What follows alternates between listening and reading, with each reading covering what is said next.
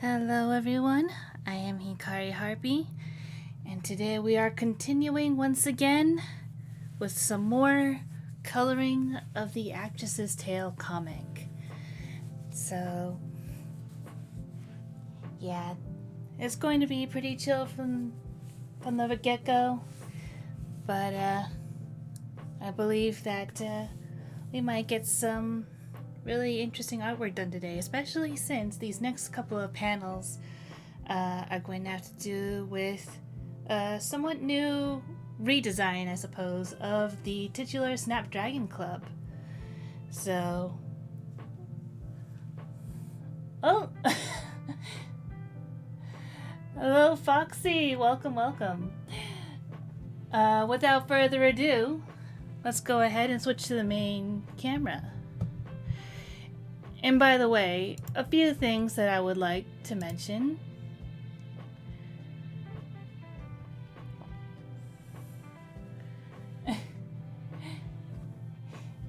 Oh, would you still like me to call you Shezbeth?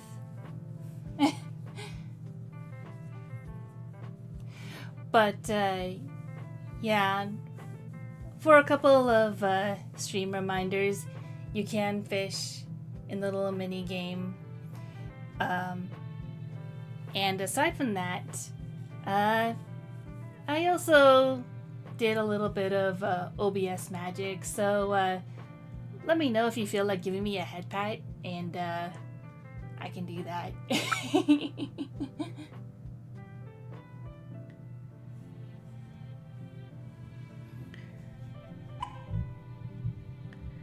can call you Shezbeth? Alrighty. We'll keep that in mind from now on. And ooh, pufferfish, nice. But yes, as you can see, we are already... Oh, you want a Headpat now, okay. So, what I can do here is I can do... Where did I put it? Ah, right here.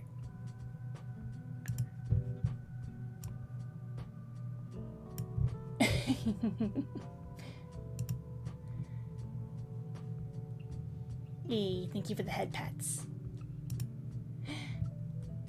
And of course I linked where I typed in where I got it from in the description, so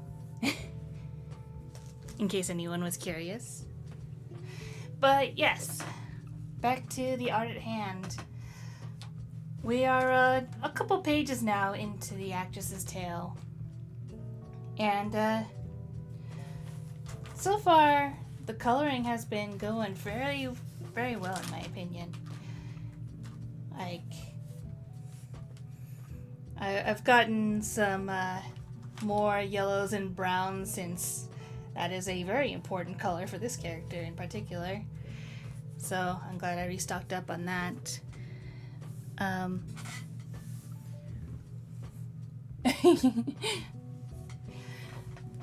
But yes, other than that, yes, I did. I just remembered that I did put a question of the day of favorite type of weather. So if you'd like to mention that as well, feel free to let me know about that. Me personally, I like when it's like cool or cloudy. That's usually my prime going out type of weather. If it's sunny, it's too hot to go outside in my personal taste. So cloudy usually means that it's just the right amount, and I need to make sure that my little plastic protector is in the back. I need to learn from my past mistakes.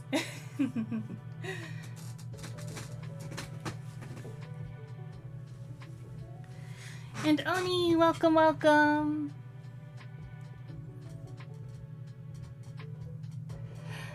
Thank you for stopping by. And you can also try the fishing game out too if you like. It's the exclamation mark and fish. And you should be able to fish up something.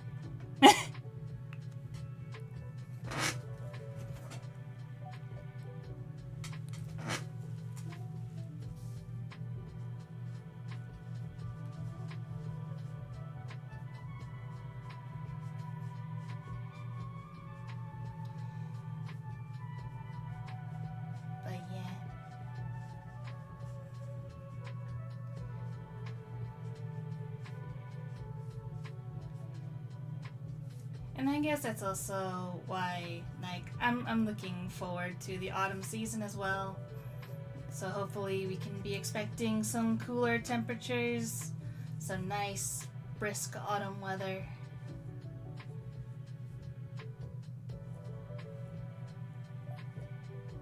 I'm already doing some preparations for Halloween, actually. Attempting to make some, like, paper mache Halloween decorations.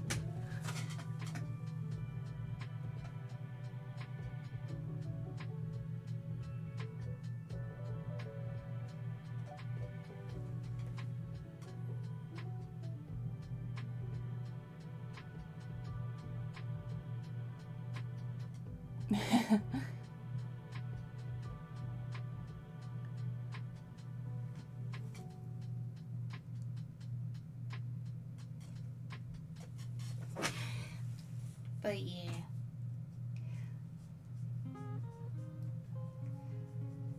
Like, I've made some... I've just mostly finished one paper mache jack-o'-lantern. And I also made a paper mache sort of gothic photo frame. So... here's hoping that those turn out well. I'm hoping to make a couple more frames for indoors.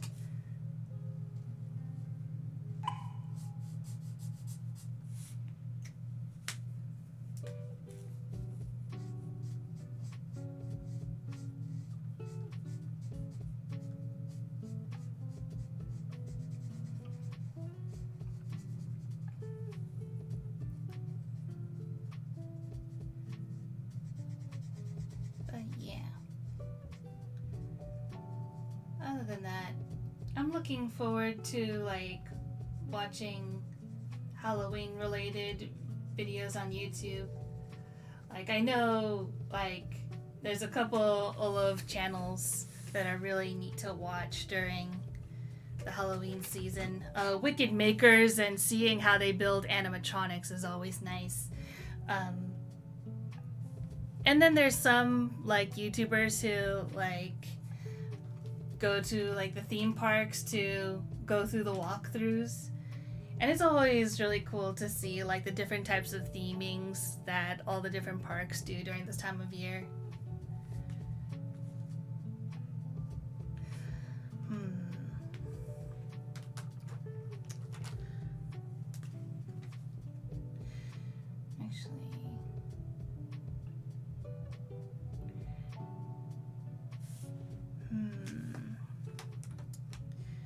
Should I make some big decisions?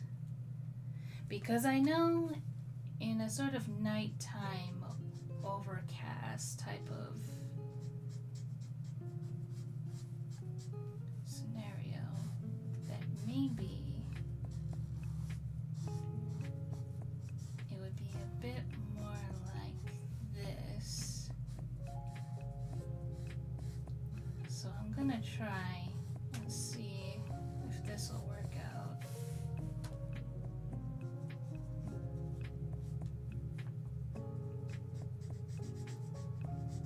And then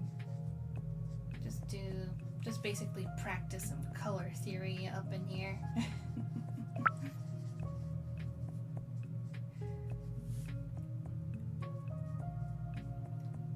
feel like I'm always borrowing from Bob Ross at this point. We're gonna make some big decisions.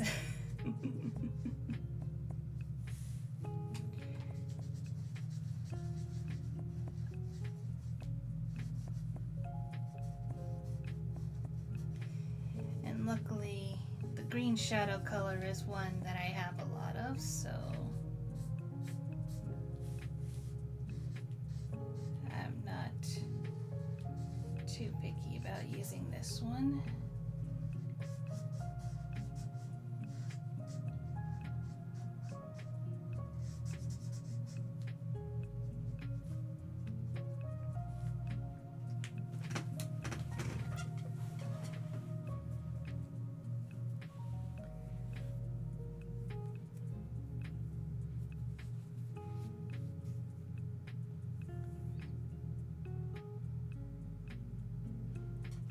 It's like your favorite color. Yeah, I do remember you do like lots of shades of green. I'm hoping that once implemented with the cloudy sky that I plan to sort of like be sort of painterly about over here, that would help in making it look a little more complete.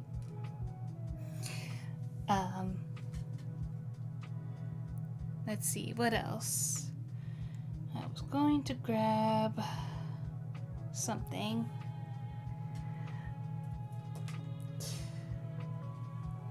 I will figure that out at a later date. But yeah.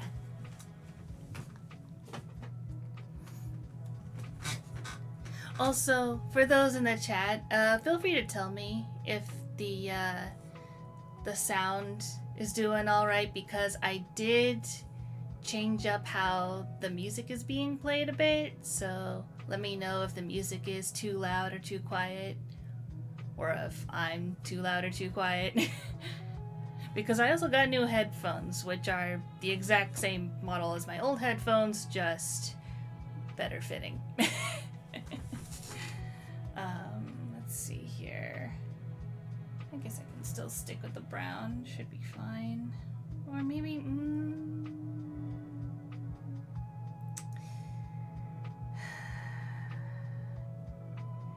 let's see if it would, yeah, it's red. I'm just trying to like mentally do the color theory in my head. It's like, okay, it's not the base color of what I think it is, therefore what color is it?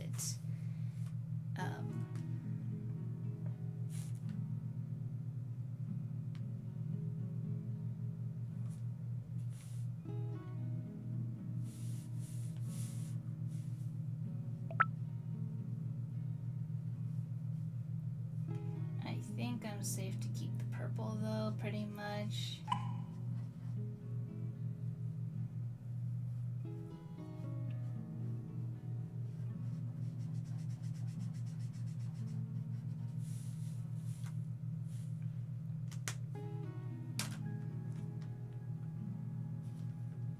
Maybe, I'm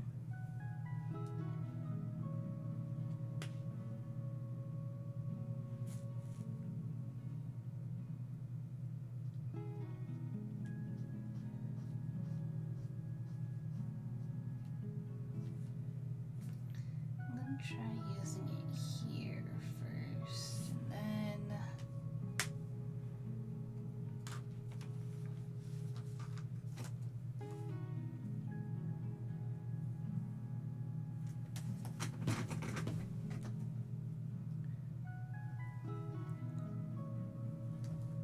it's just right. Thank you very much.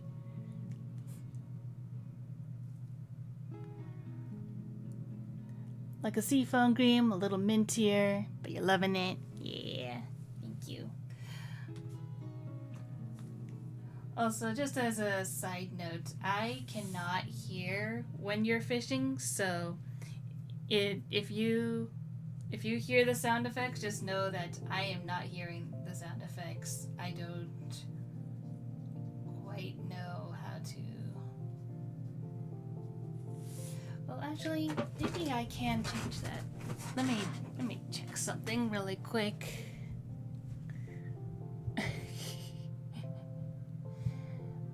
You silly spamming the hearts. Thank you very much, though. I appreciate you.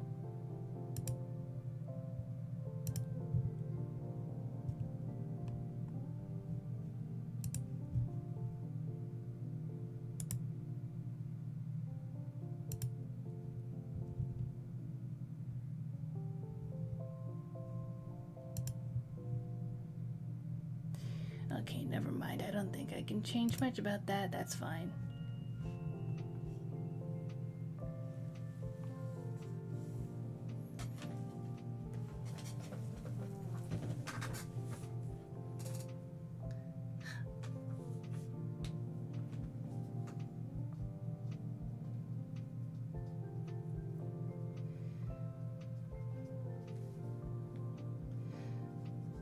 I guess just to go back on topic of my comic for just a tiny bit, I think I wanted to talk a little bit about how I hope to have this comic be portrayed in the long run, because I think, like, there's definitely, like, issues with its presentation, just a little bit, especially with the original plan being, like, oh, people can start with the Snapdragon Club grand opening and then move on to the Hunter's Tale, or move on to the Wanderer's Tale and then the Hunter's Tale, you know, going in the order that I make them. But the issue with that is that the chronological timeline kind of goes Hunter's Tale, grand opening, then Wanderer's Tale, which is a little bit confusing. It's kind of like a Star Wars situation almost, where it's like the first movie is not the first chronological movie. So I guess what I'm trying to do with my comics currently is that they can be standalone stories, essentially. So that way a person can read just one of the tales, be it the Snapdragon Club grand opening, the Hunter's Tale, the Wanderer's Tale, or even this upcoming Actress's Tale, and they can be happy with just that one confined story if that's all they plan on reading. But I'm also making it with the idea that if you were to read all of them, you'd be able to pick up the bits of lore, what order they're supposed to be chronologically, and what the bigger picture is in regards to the overall lore of Sanctus.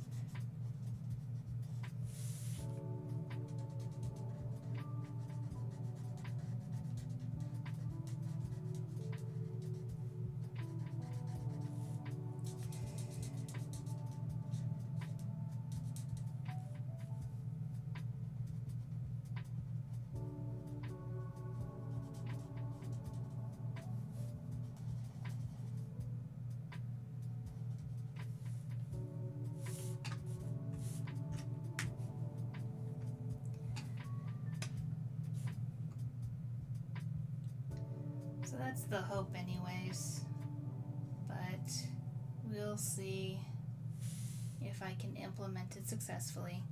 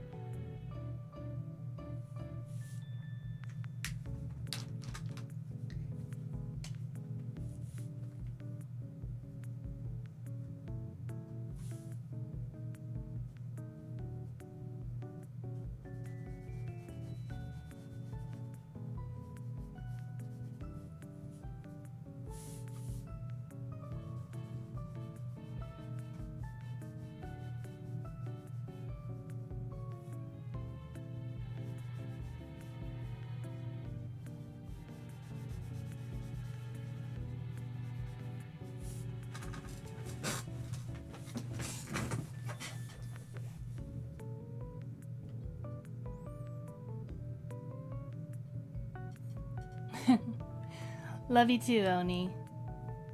But no worries.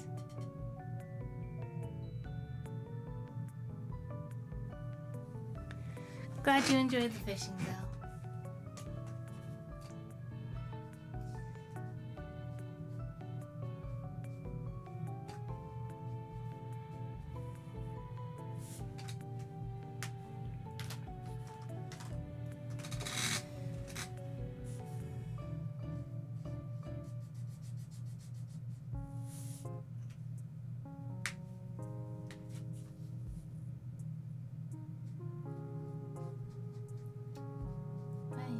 Very interesting decision putting the green in the hair, but that's okay.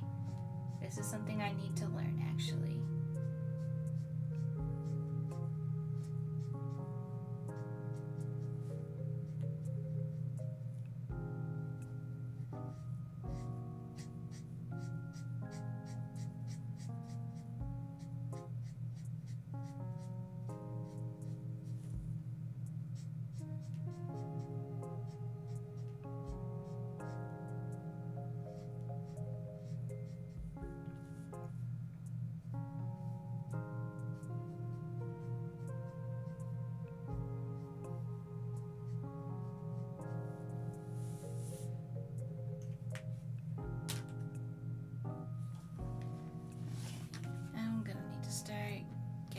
Grays out because I want to start filling in this sky.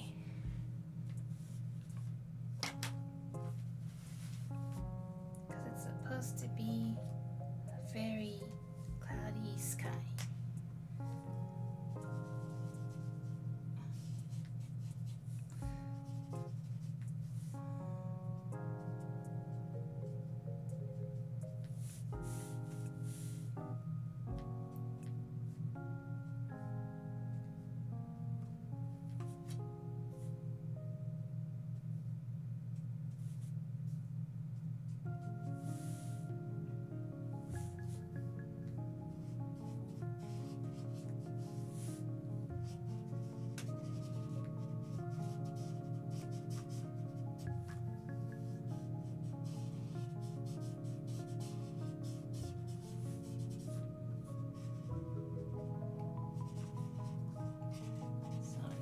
To think about where the bottoms of the clouds are.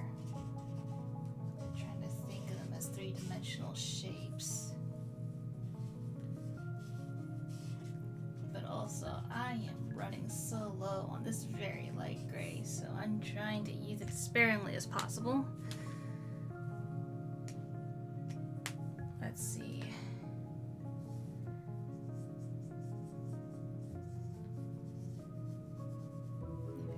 Something like that.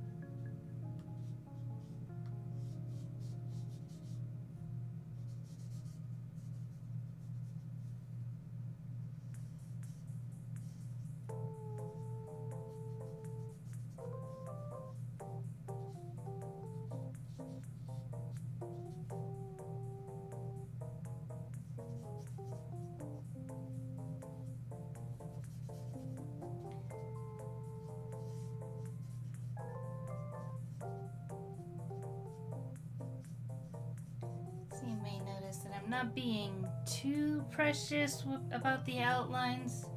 Like, yes, I'm trying to be careful, but at the same time, it's like I'm hoping that the colors that I use on top of that will do its best to cover it up so it's not quite as noticeable.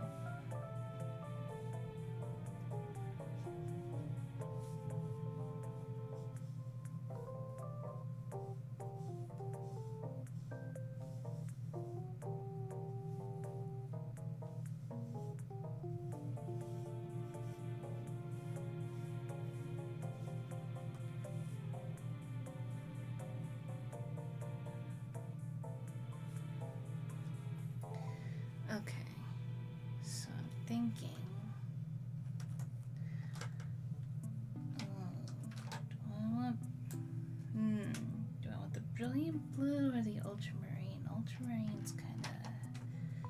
Maybe I'll start with the sky blue first and see how that looks. Because sky blue is already kind of dark. But it's also a teensy bit less saturated. I don't want it too saturated.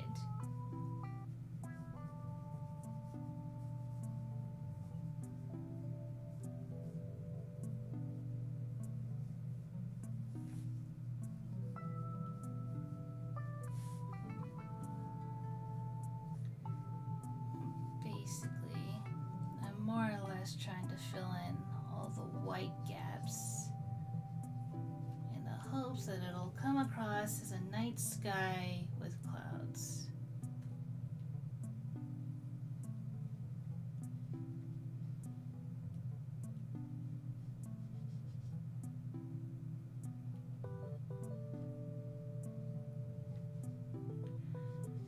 And I'm just trying my best to go around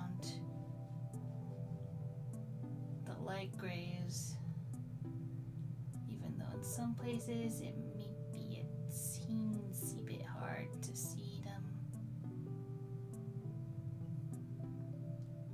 which makes them great for like shading in the eyes and stuff, but sometimes it's a little too close to white for my liking.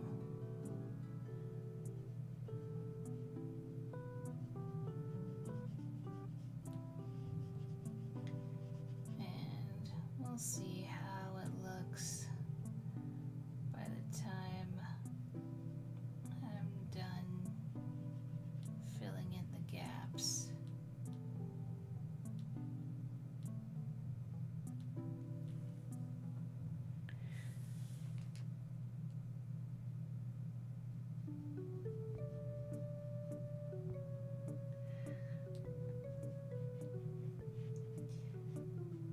As a side note, I have just finished watching Twisted Metal on Peacock. For those who don't know, the Twisted Metal video game series is something that I am nostalgic for, so when I heard about the TV show on Peacock, I was like, alright, I want to check it out, and first season wasn't too bad. I was hoping for more of the vehicular combat that the games were known for. But, you know, they had enough Easter eggs and decent characterization for me to stay invested, so that's why I stuck with it.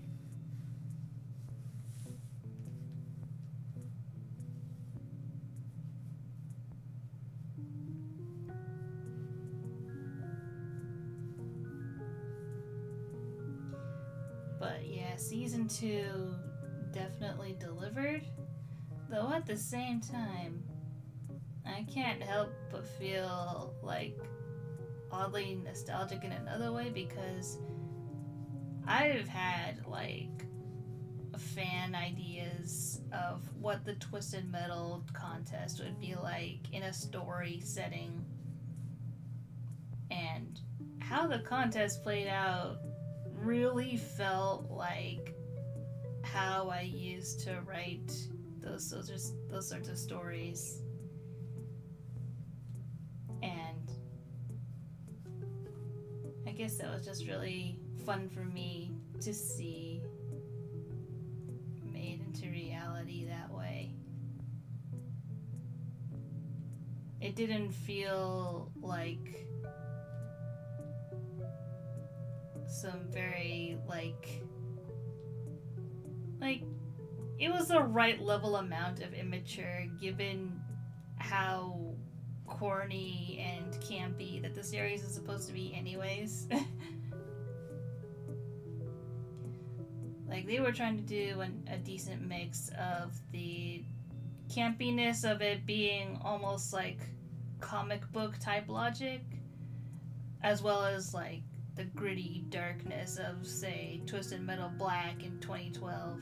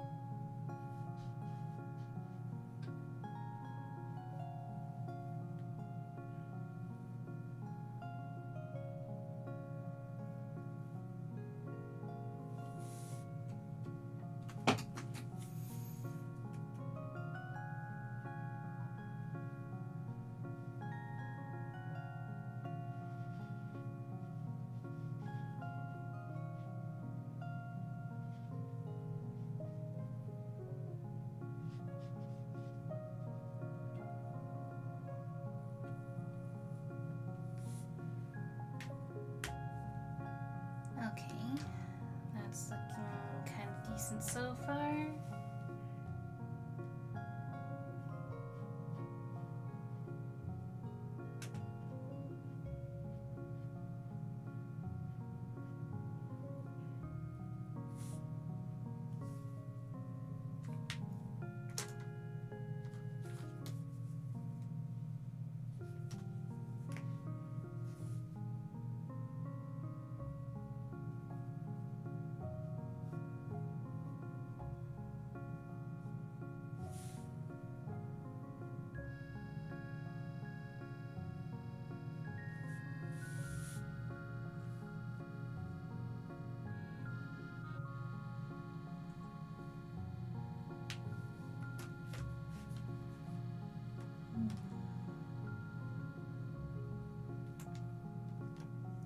I'll start with sky, no, light blue here.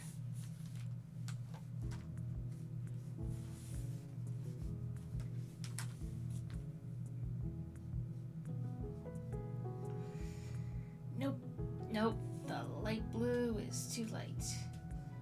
It is far too light, far too light.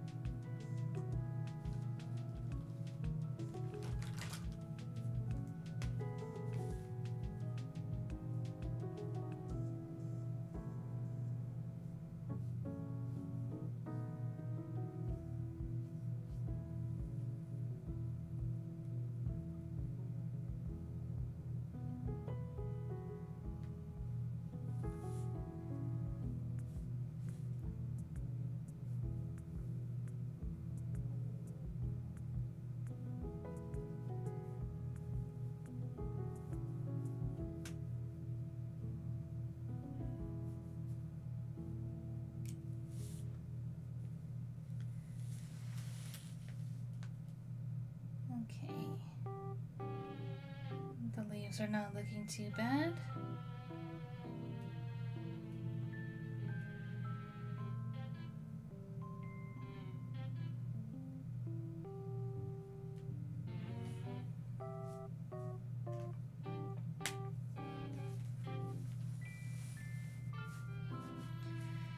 And for those of you checking out the VOD, I hope you'll also answer the question of the day of what your favorite type of weather is.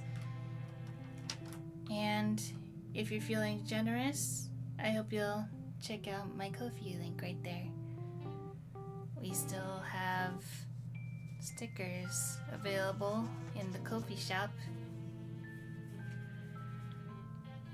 of some of my cute Snapdragon Club characters that are seen in the grand opening comic as well as the Hunter's Tale. And if you just so happen to stop by the stream while it's happening, then if you like do a little donation at the Ko-fi link, then there should be like a little pop-up that happens on screen when you do. So yeah,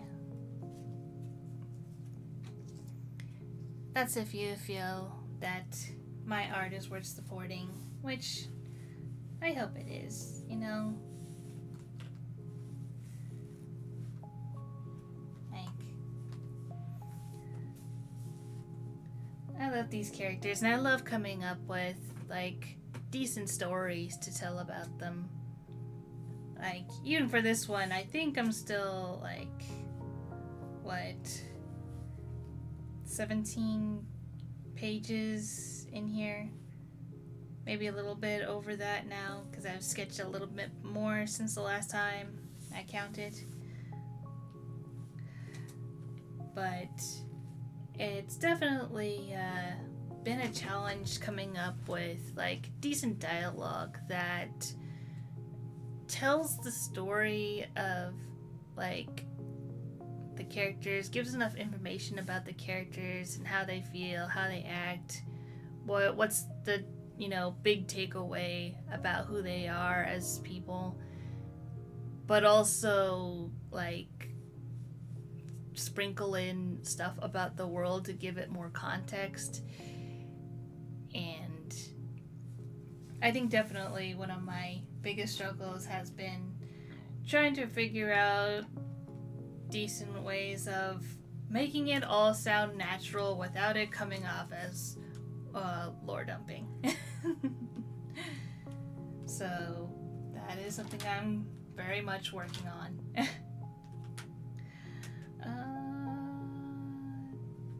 You know what? Let's go ahead and see if this does decently. Well, no, that's gonna be an issue because the Snapdragon Club is supposed to be all blue, so maybe let's add some more browns in there. Let's brown it up a bit.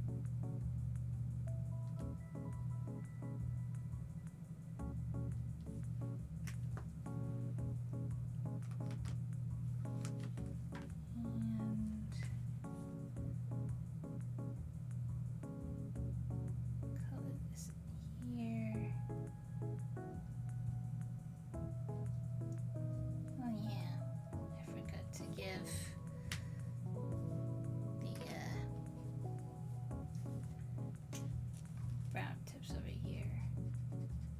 That's important. You gotta stay consistent.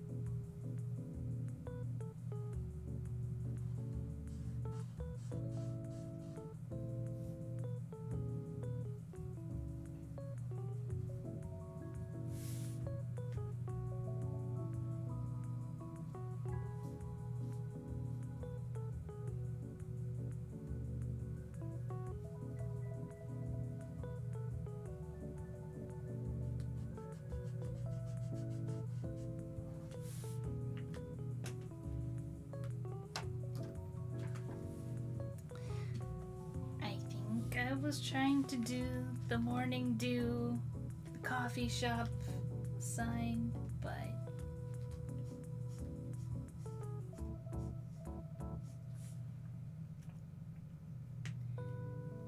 not sure if I chose the correct colors for that.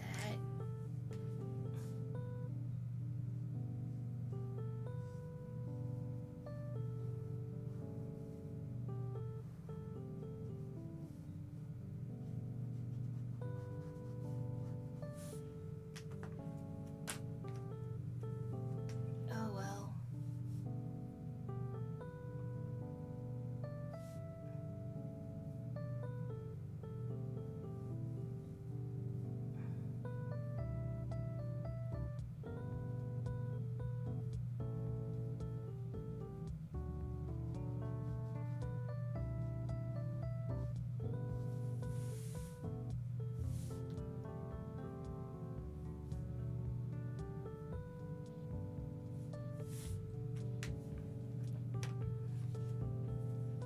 It'll be fine.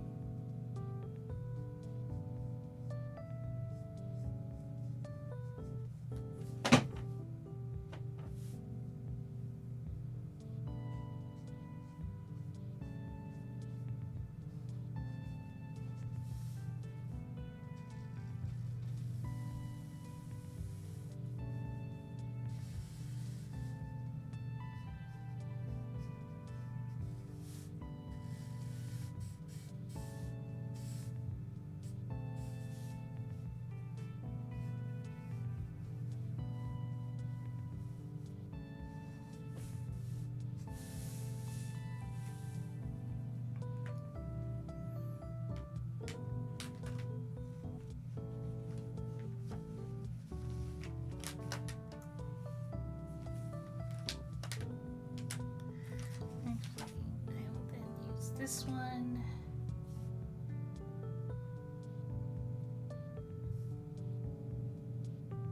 Because in cool tones, I believe you're supposed to use warm shadows.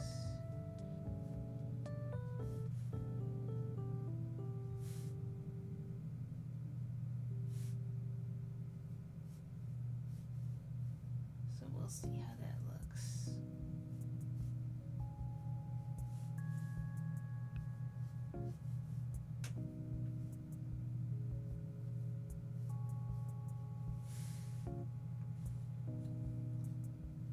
It's usually starting to look kind of good, actually. What is this sorcery? Like, keep in mind, this is probably the first time that I'm actively trying to, like, color in accordance with the environment. Like, basically, how I previously colored was that if it was a dark environment like this, and you might even see this actually within the Hunter's Tale comic dub, that generally what I did was that I tried to do like a sort of gray wash over everything to darken and desaturate things. But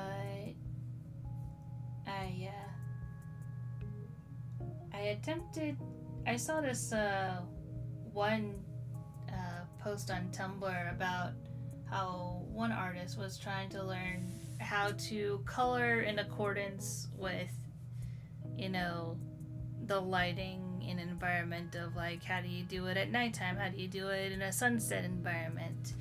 You know, like how like Steven Universe might color their characters depending on what time of day it is.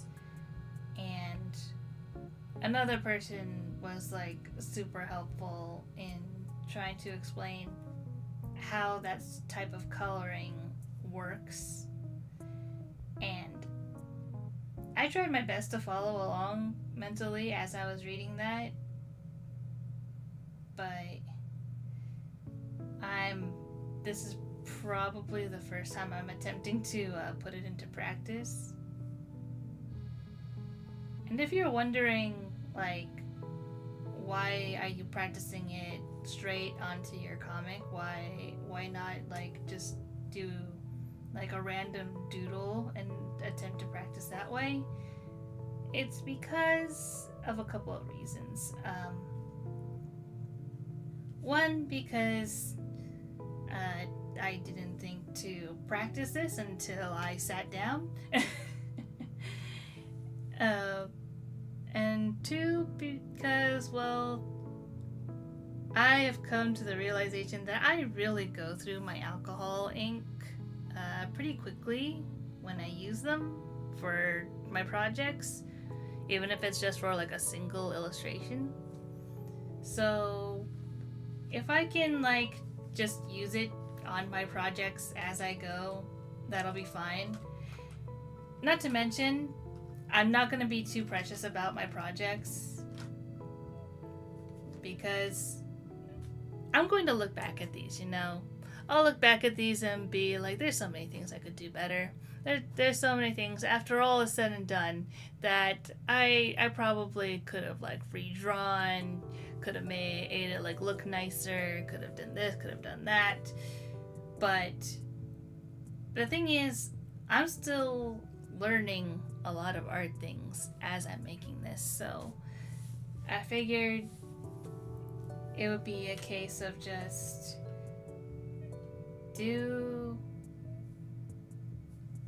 like what comes and then just try to take it from there and don't sweat it. We take our L's on the chin and we move on, essentially.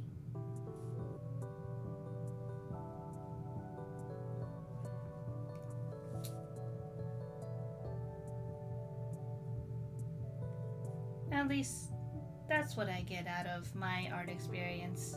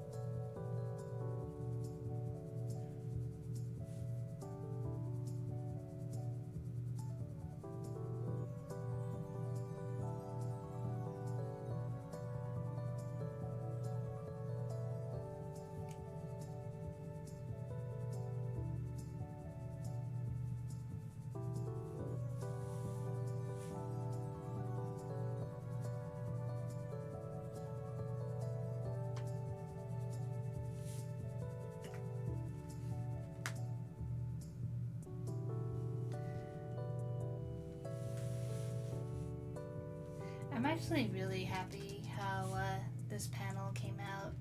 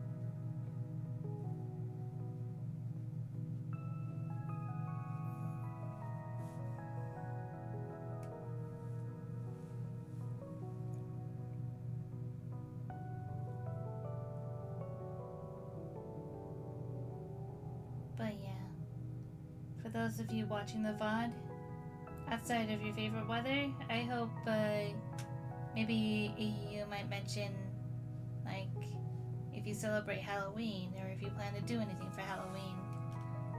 Because like I mentioned earlier, it's like probably one of my favorite holidays. Like, I'm kind of a scaredy cat. I will readily admit that. I don't usually play horror video games or watch horror movies, but there are some things in the horror genre that have like a fascinating story to them or have an interesting concept to them that do intrigue me. So that's why usually I'll watch Let's Plays or like watch reviews on the movies so that I can get the gist of the experience without giving myself nightmares, because like I said, I'm kind of a scaredy cat.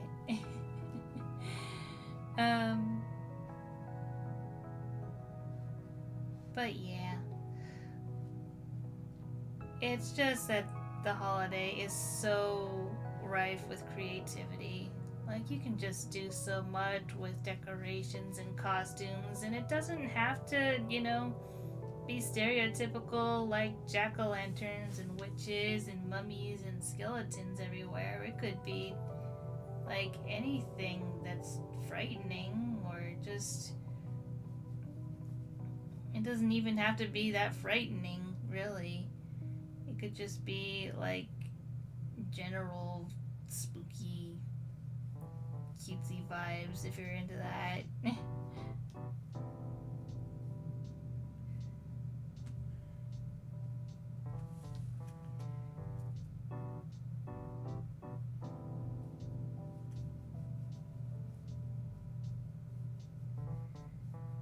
Here in the Creator's Garden, we used to throw such grand parties for Halloween.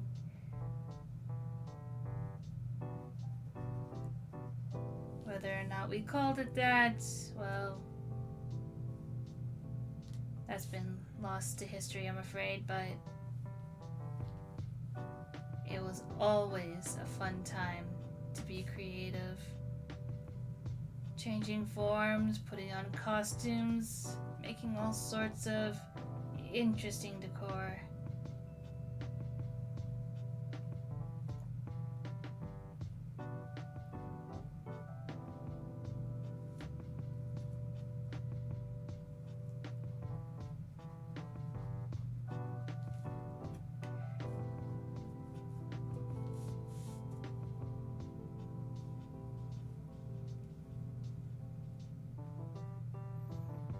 And of course on Sanctus they call it Fright Night, so I guess maybe it's fitting that the Creator's Garden would also call it that.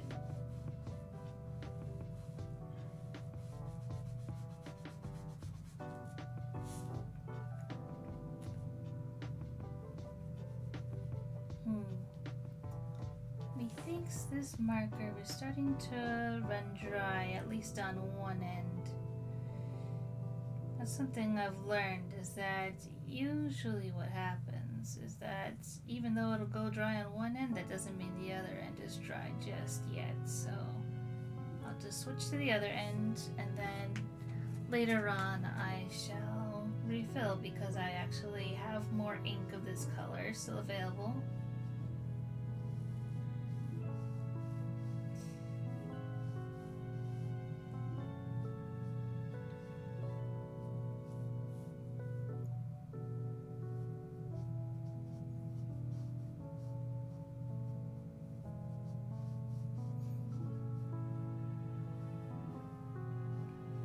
Like I said, I am looking forward to the cooler weather, and you might see once the weather gets cooler around here in the Creator's Garden, I might actually change up my clothing to reflect that.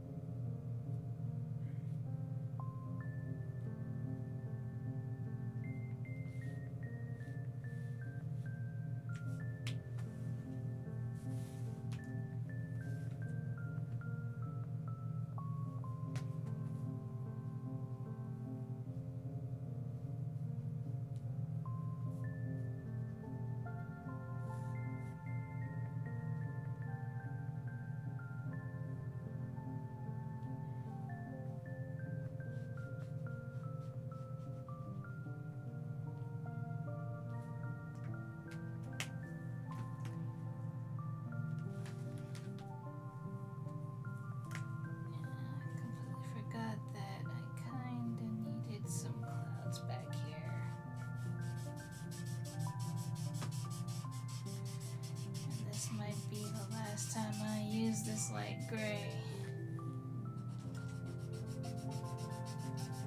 Which is a good thing, because I wanted to use this up anyways. I have enough markers. I'm just trying to stock up on the ink now.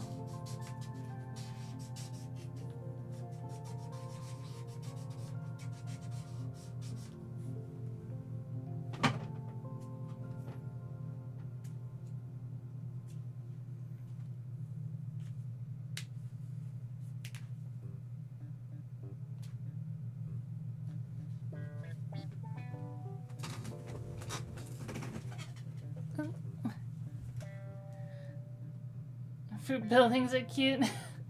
Hello and welcome, Mr. Repairman. Sorry I didn't see you come in. How have you been?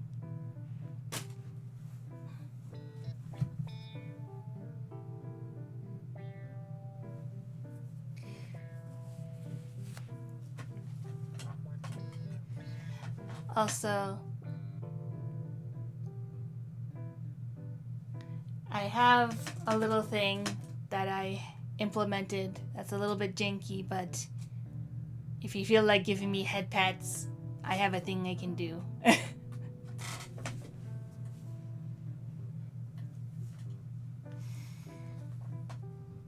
But yes, these are the famous gourd buildings of St. Flora. All provided by the generous farmhand, the local fae that helps basically provide for a whole lot of things for the city.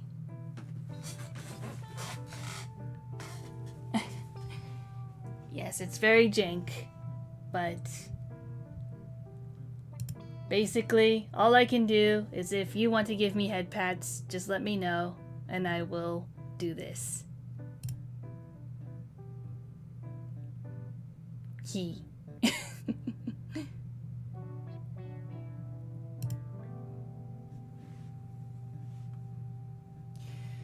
Because unfortunately, at the moment, I have not figured out a way to implement it via stream elements.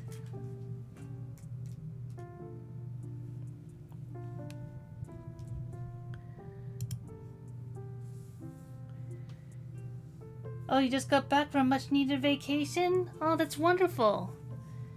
I hope you had a really nice vacation. Did you do anything, or was it more of a just veg out sort of vacation?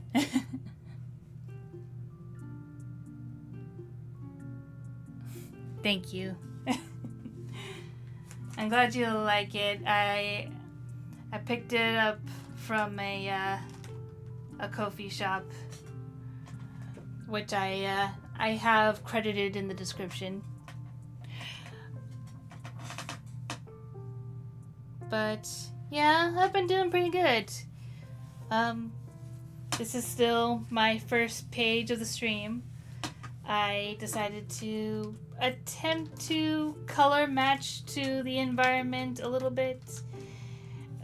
Essentially trying to figure out what are the actual colors that are going to be on the page within a certain environment, such as, you know, nighttime, cloudy sky sort of thing.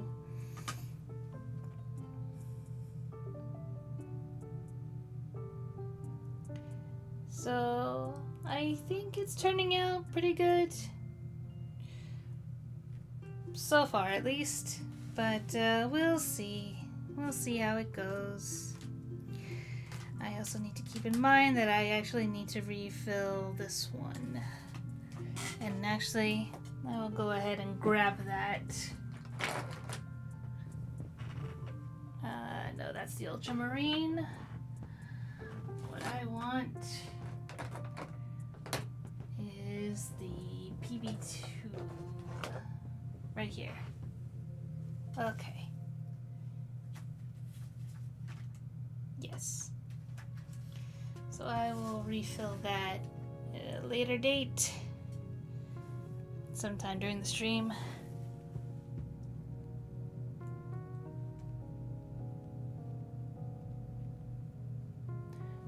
Mostly relaxing with some activities here and there. Yeah, that sounds nice. Also, I should probably... Do I have that?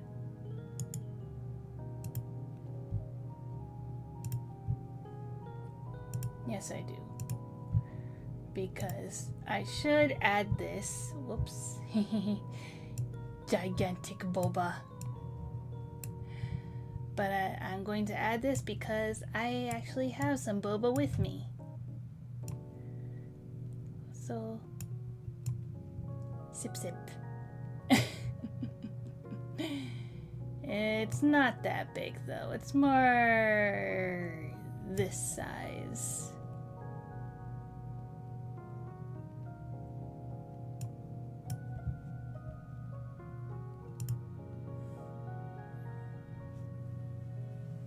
Yeah, that's about right. But you like the clouds? Thank you. I tried. Basically, when I make the clouds, I just try to keep in mind that they're like a 3D shape. So, you know, the light parts are on the top and she's mostly seeing like the bottoms of the clouds. So those are gonna be the darker parts. But over here, behind the Snapdragon Club, I'm thinking we're seeing them more from the side. So you're gonna see more of the lighter areas and less of the dark. So that's at least how I'm approaching it when I'm making the clouds, and then just kind of vaguely Bob Rossing it from there.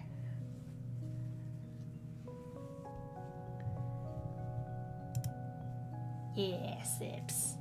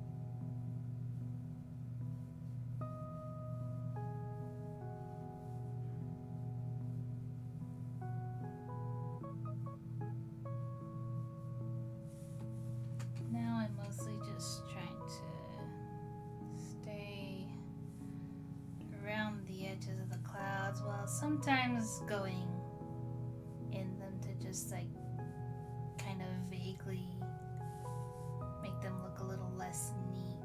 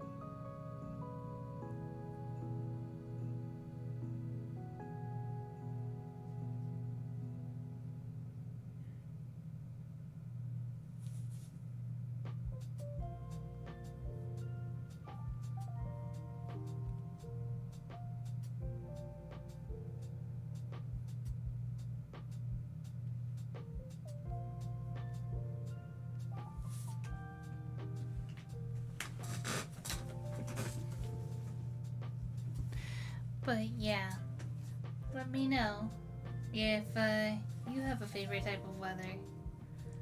Uh, Me and Oni earlier came into agreement that cloudy weather is like really peak, just because it's usually like really nice and cool and temperate, and it's not like too blindingly bright. Because at the very least, where I'm at, if the sun is beaming down, it's usually going to be a little bit too warm for me personally.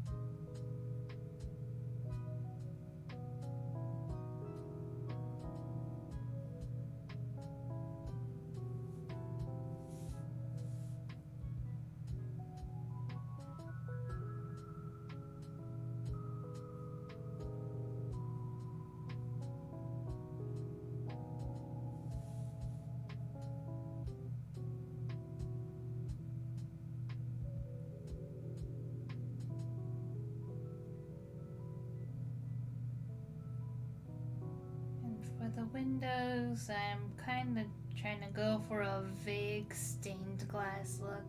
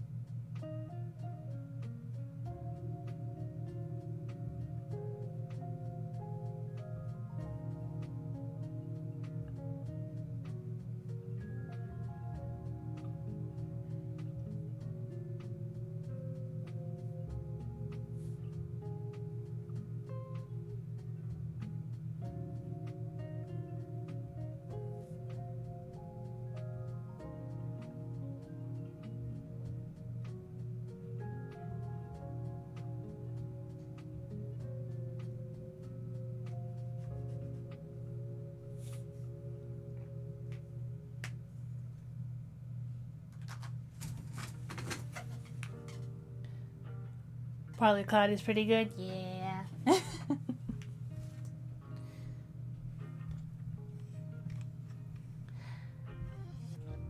And let's see.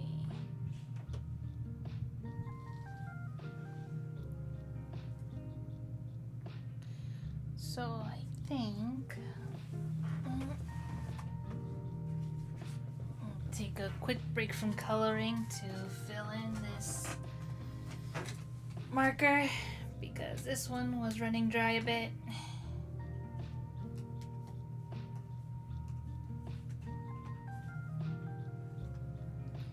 And as you can see, I have plenty of this one left, so.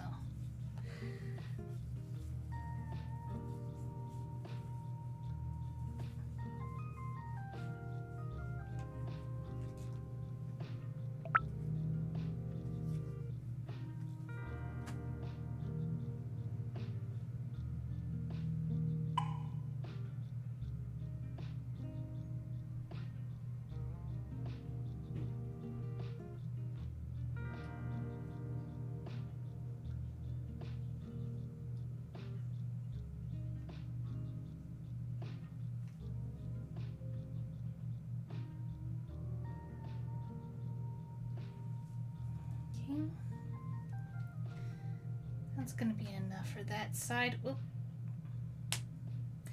And this is why we keep a little protector over here.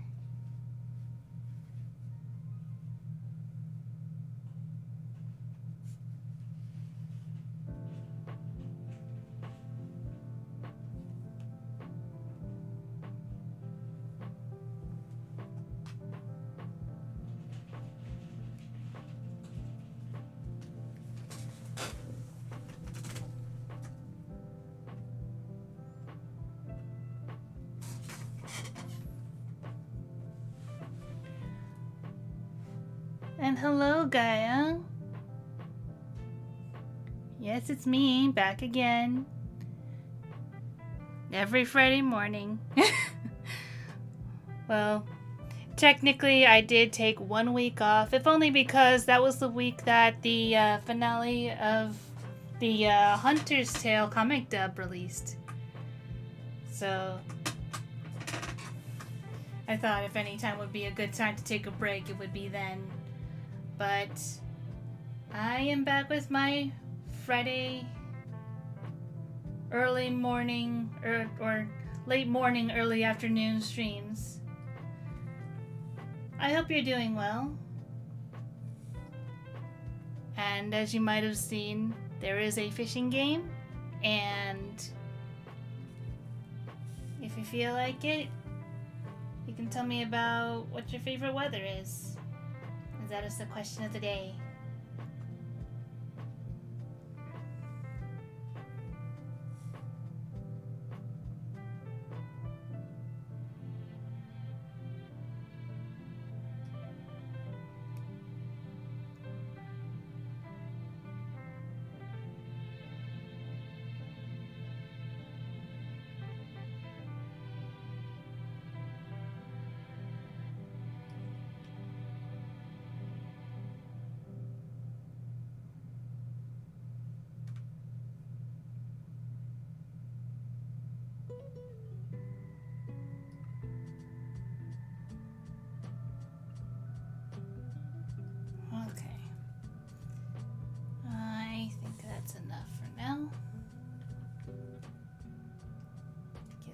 Time to soak in.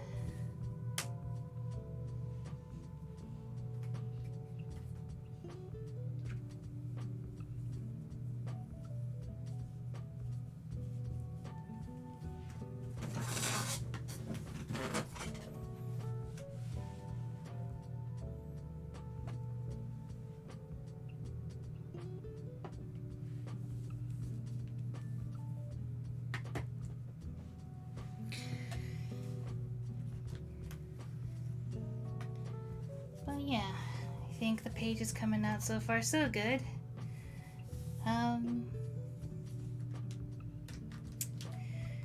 So I think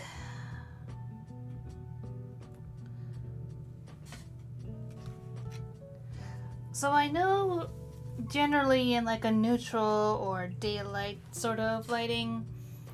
I usually color the streets like an orangish yellow to denote that it's supposed to be like made out of sort of honeycomb. It's like a very, very strong type of honeycomb. And it's like I'm thinking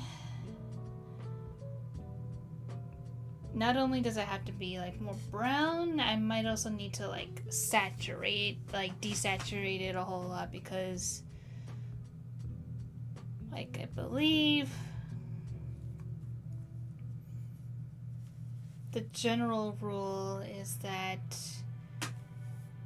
like colors that are opposites will come out like a muddy grayish, I think.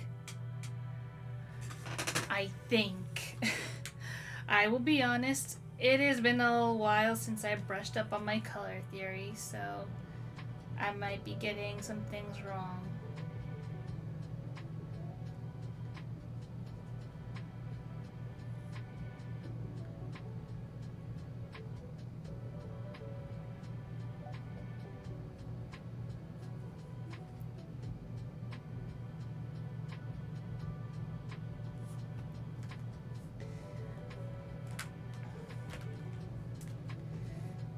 I'm gonna start out with this.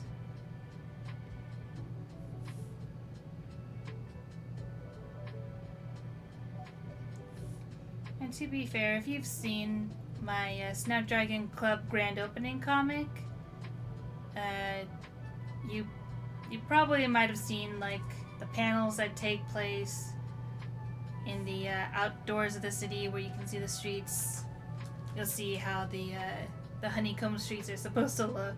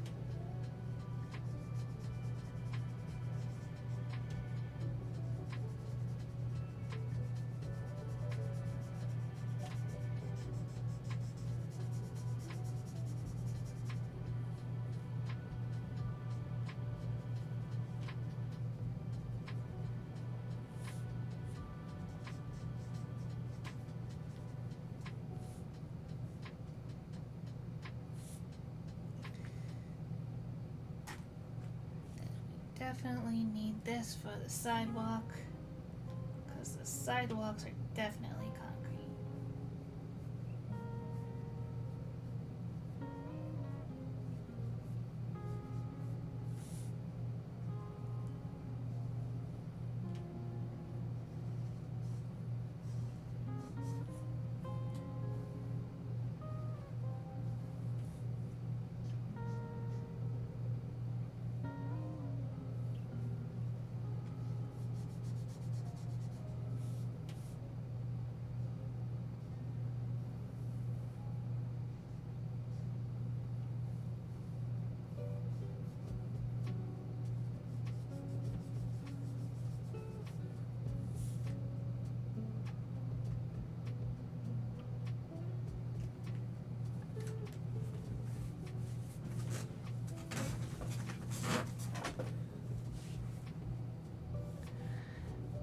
Foggy's favorite for weather? Ooh, that's a nice one. Yeah, nice and cool.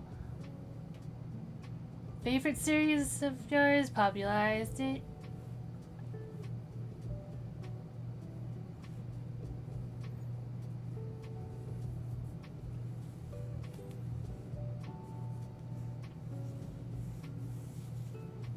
Ham Honey Streets. Yeah. Favorite series? Would it be Silent Hill, perhaps?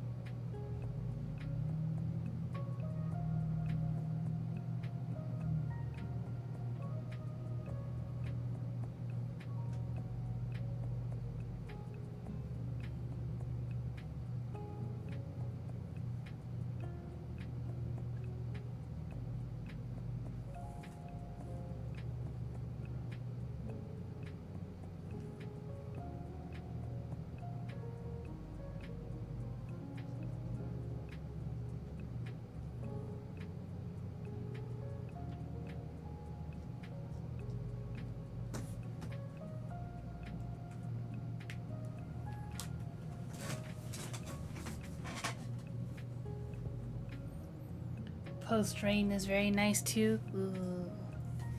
Yeah, that's good too.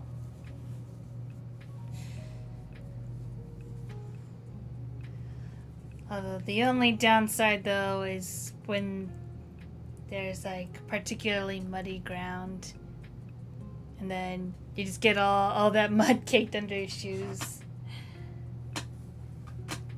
That's a little annoying, but in terms of just enjoying the atmosphere of it all, I would agree though. It is nice.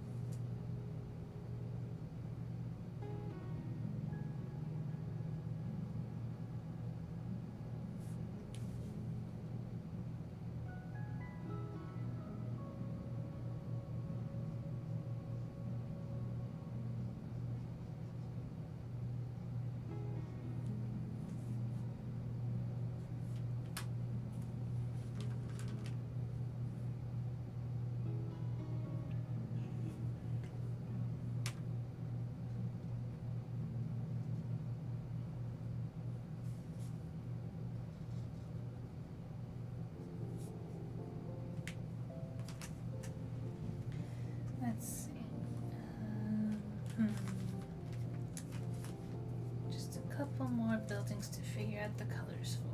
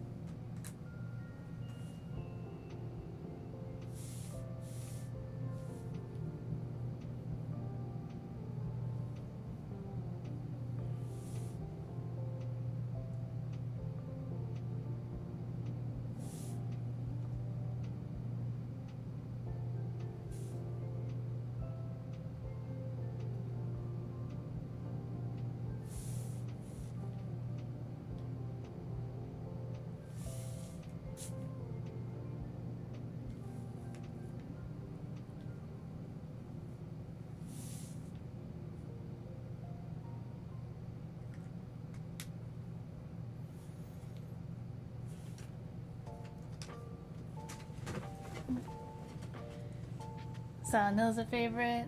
Lots of fun. So, the street sticky? If not, are they delicious? If delicious, how do the people stop themselves from eating all of it?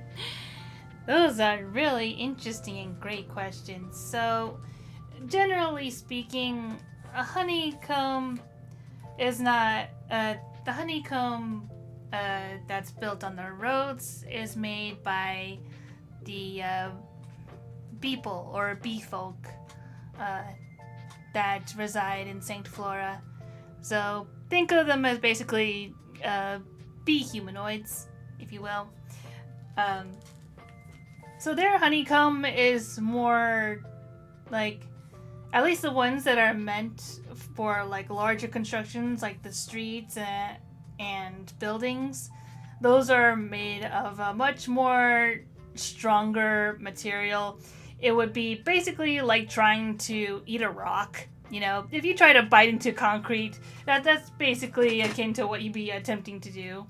So, like, it might smell nice for if it's like newly like laid down honeycomb streets or buildings, but after a while, you know, the smell goes away and it just, you know, it just smells like neutral after a while of being out in the elements.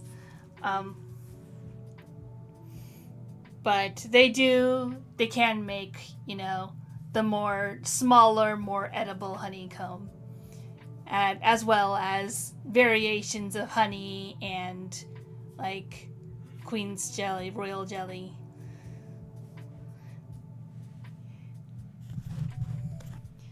So yeah, streets and buildings not edible, but the smaller, more edible versions does exist.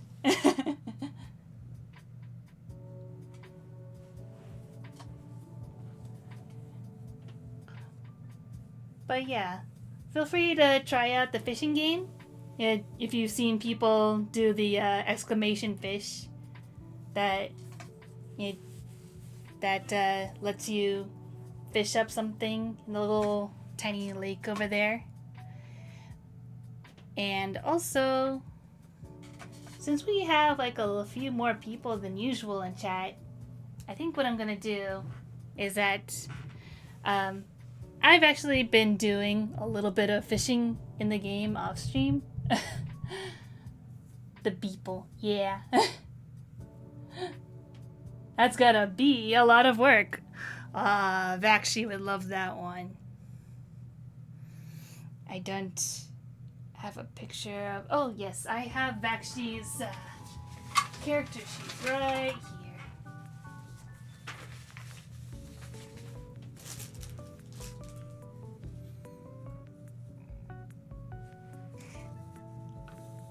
So I don't know if you are familiar with Vakshi yet, but he is one of the main hosts of the Snapdragon Club and also a captain of the Bee Guard. There's him in his armor right there.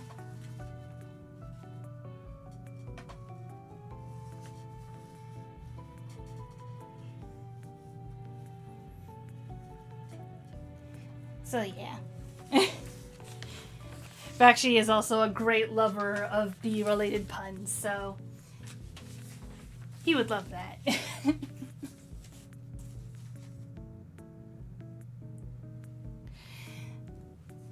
But yeah, as I was saying, what I can do, and what technically anyone can do, I think, if you're subscribed, is I'm gonna access the items. Sounds like the citizens are well behaved.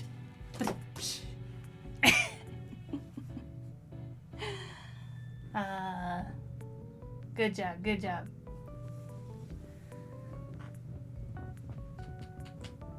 So I think what I can do is we go here.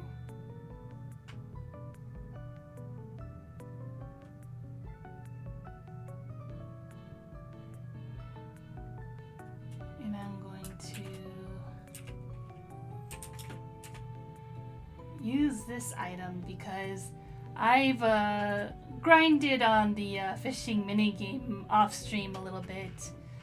Just to test out the items, because I've never used any of these items before.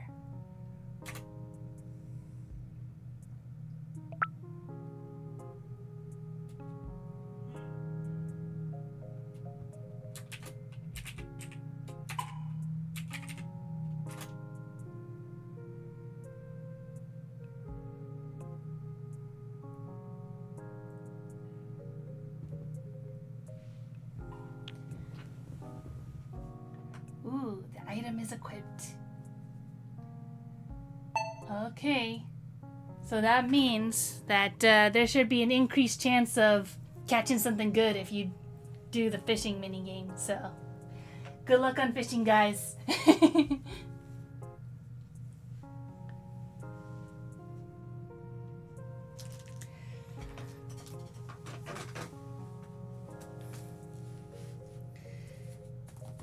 Meanwhile, I think, what can I do? I was going to use, I think the dark green might be a good start.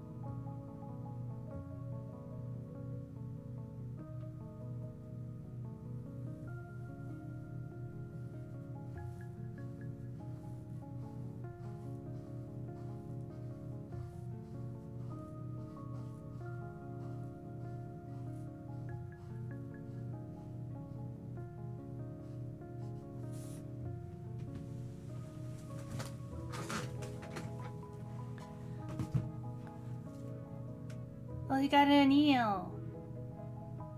Good job. You love the fishing, honey? Yeah, I'm glad.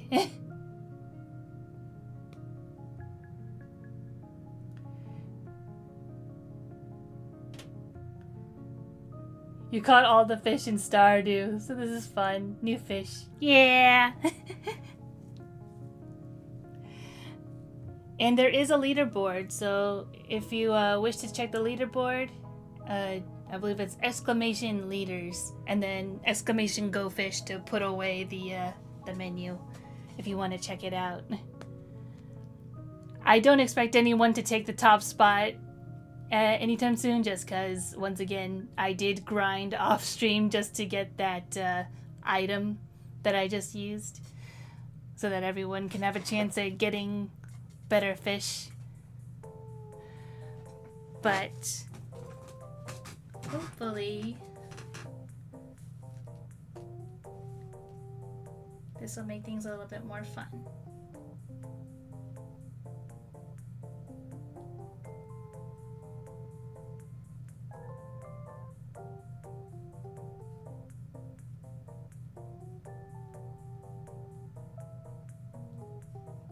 Admittedly, it's been a long time since I've touched Stardew Valley, but I do remember loving the game. I've played through and I've done most things in the game. I think the only thing I haven't done was any of the that newish island update, because I wasn't quite sure how to go about that.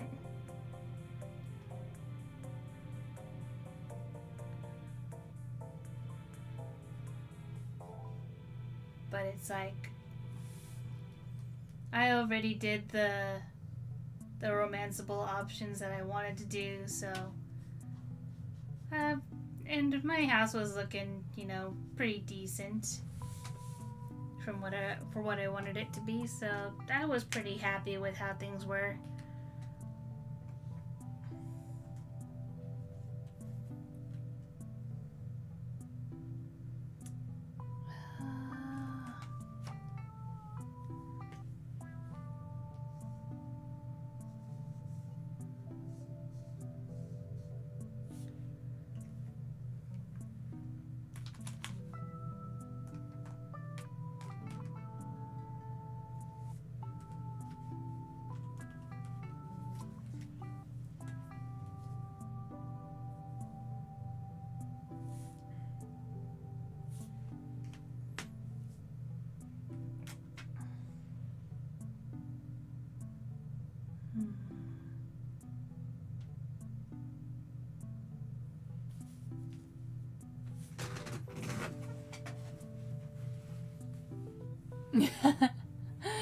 Romance, eh? Well, yeah, Stardew has romanceable options, so of course I had to go through that just to see. The first time I did any of the romanceable options, the one that I finished was Elliot's route. Just cause I guess I just vibed with the whole like struggling artist type of deal. But then I realized afterwards that you could get Krobus as a housemate, so I was like, I gotta get Krobus. And actually, as you can see, I have a Krobus.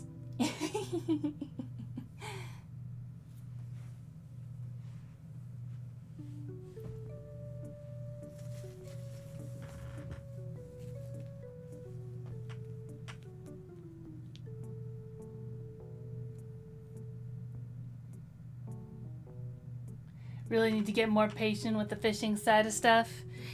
Yeah. Depending on the game, the fishing mechanics can either be like pretty addicting or just a bit of a bother. And it also depends on mood too. Because like Fantasy Life, for example, also has a whole angler life. Where it's like, it's all about the fishing, for at least for that life.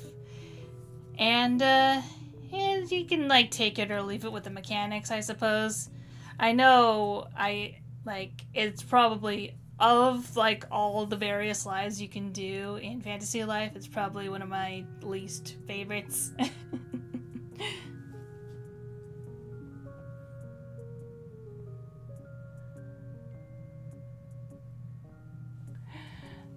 My girl married Elliot and Shane divorced them and made their children.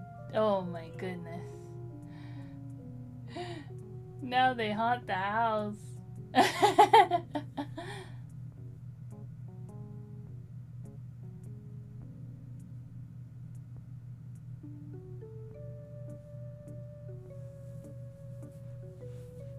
Lots of typos in that.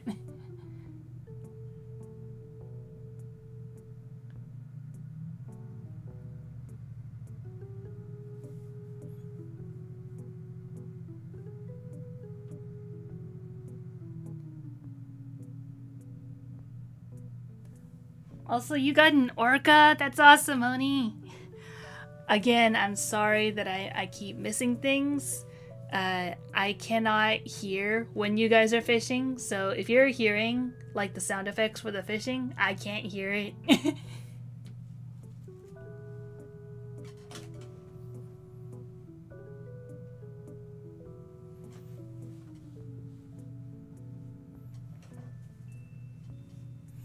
But yeah, I'm glad you guys are enjoying it though.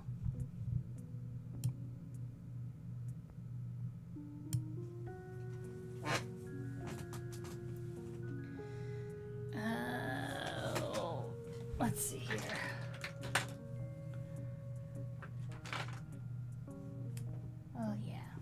This could actually be a good color for here.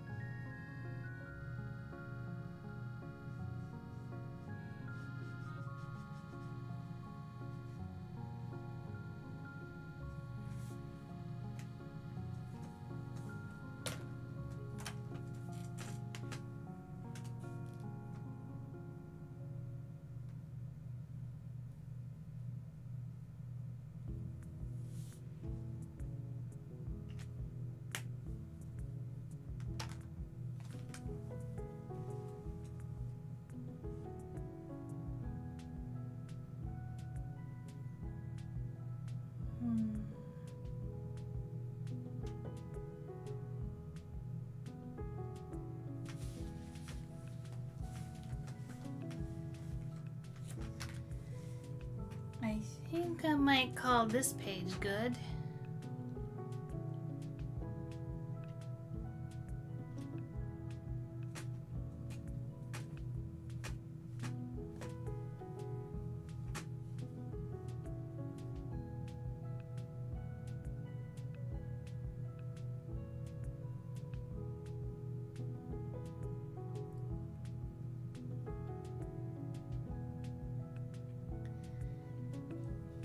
And just to focus in on the doors for a little bit, anyone who's seen the Snapdragon Club grand opening comic might have noticed that I've changed up the iconography on the doors, and that's because, like, originally the whole idea was that I just wanted them to look like vaguely Celtic knot flower type thingies.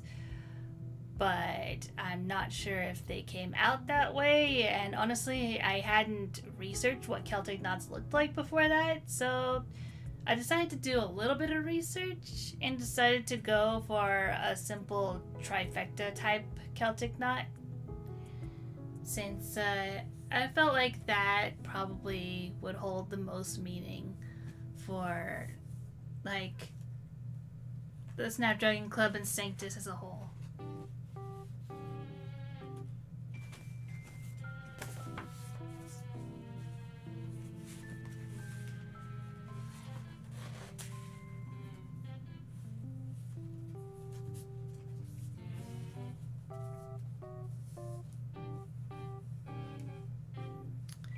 Alright, second page for the stream.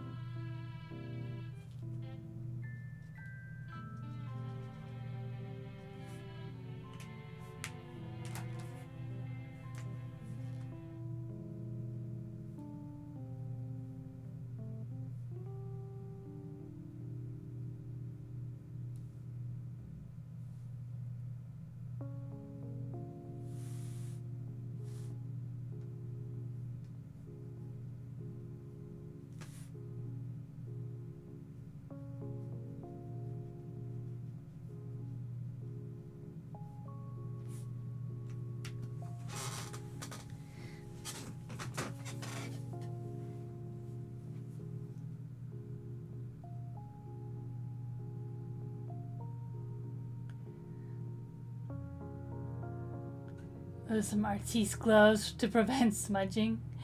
Actually, they are not. They are cheap, like opera gloves that I got off Amazon. And to be quite honest, the reason the gloves are here is because I don't want to scare people with my Harpy claws, you know? So the gloves stay on.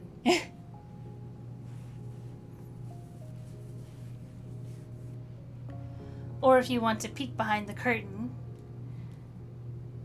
generally, like, I feel like it's more palatable to watch the VODs when there isn't, like, somewhat, like, my hands, like, right there in front of the drawing. For me, it's distracting. So I like having the gloves on so that they are less distracting. They're like sort of the puppeteer garbs in Japanese theater, I suppose. You know, where the stereotypical ninja costume comes from.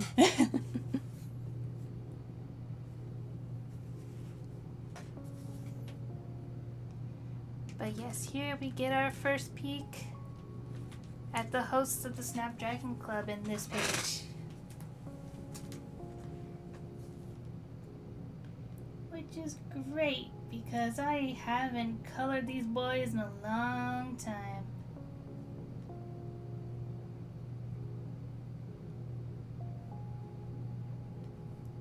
It'll be nice to know that I have their colors down pat.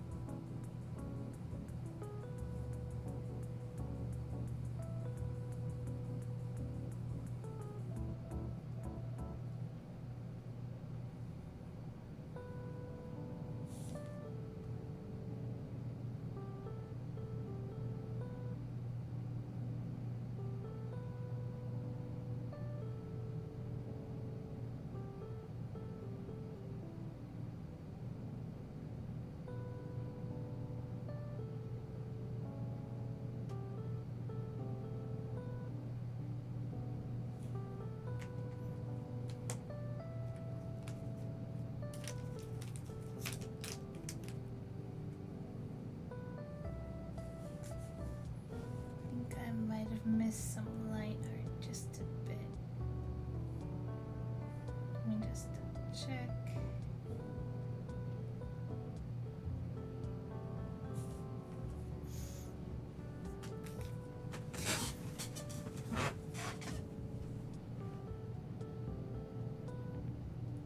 Oh, did you catch a platypus, Oni?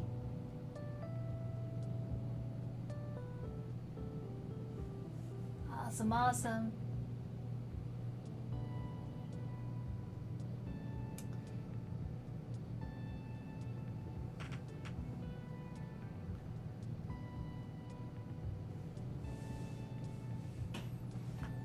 Okay, yeah, I'm definitely going to need some red now.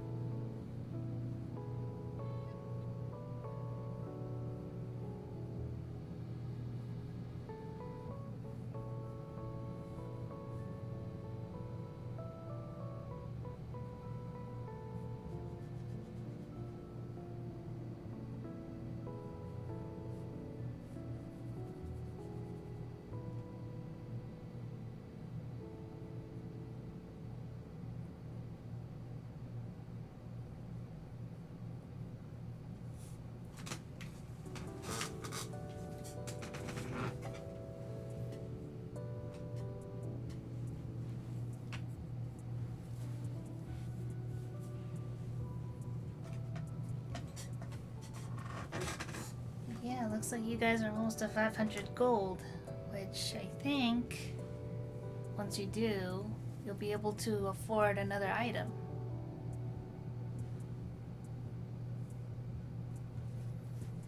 I don't know if you guys would want me to buy that item, but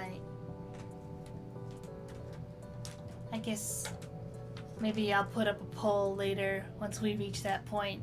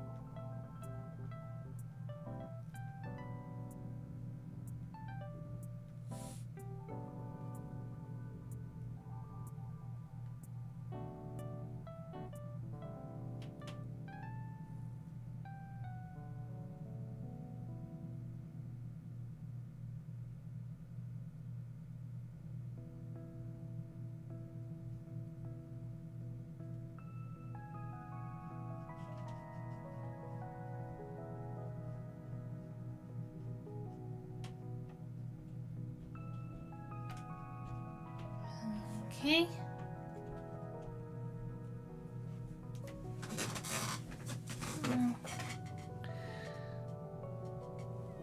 And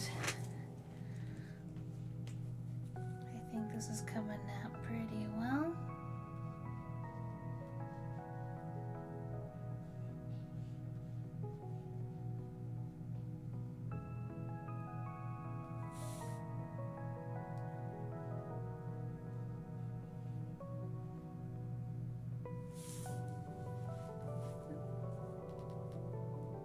Nearly forgot the antenna.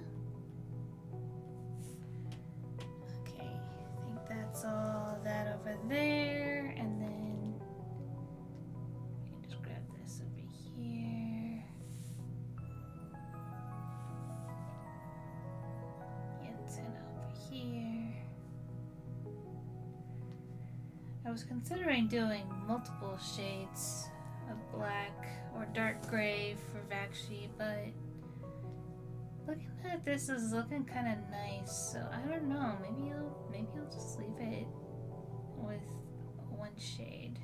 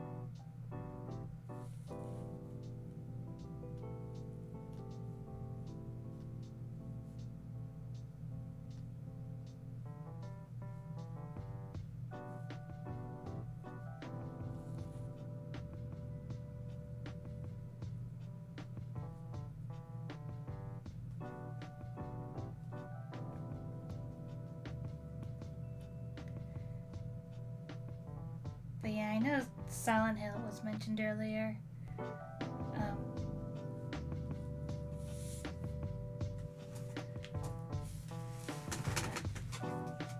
And also, I hope you guys can still hear things, because my headphones just died.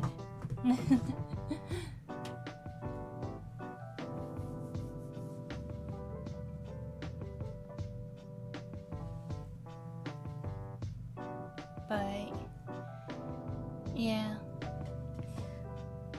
like Silent Hill as a franchise is like,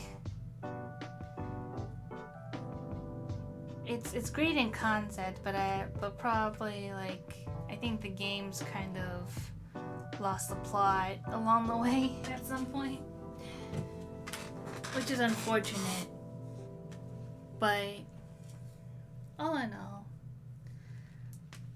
like I like the Silent Hill games in concept. The movies, I think the first one probably had some good parts.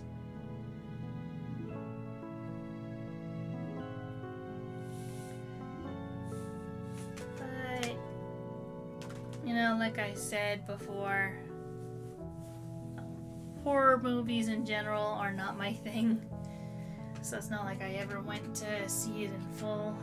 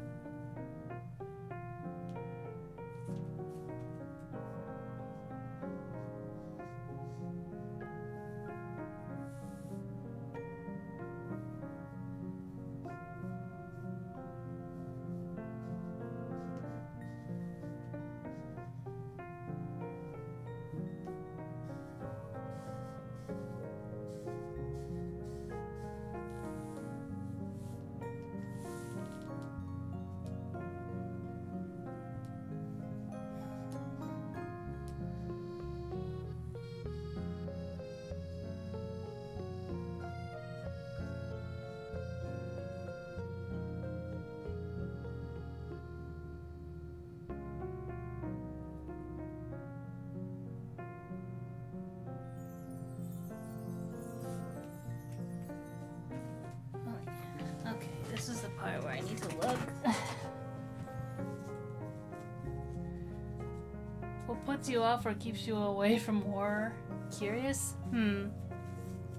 Well, I guess in a general sense, I consider myself a little bit of a scaredy cat. I'm one of those people who are like, if I see something like extremely disturbing, that's probably going to stick with me for a while. And I don't like that. I don't like how it sticks. And if I consume too much of a particularly dark topic for too long, it kind of puts my head in a very not so good place. So, would prefer not to go there. Which I'm sure also reflects in my stories. Even with the actress's tale, where there is going to be a little bit like hints of survival horror hinted at, it's never gonna go like full on deep into it. It is sandwiched in between this sort of safe slice of life moment, so yeah. But again, that's just a personal me thing. And I, applaud anyone who can stomach horror and be able to, like, enjoy it a whole lot more often than I can. But yeah. So anyways, here's Mac's sort of color reference and general, like, design sheet, I suppose. Ah, his pants are blue. And yeah, I used the warm gray for his shirt, so yeah.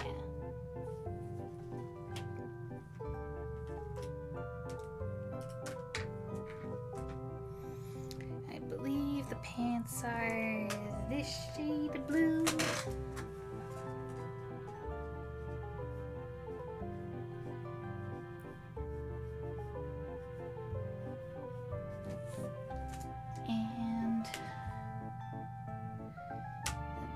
Gray would be this one.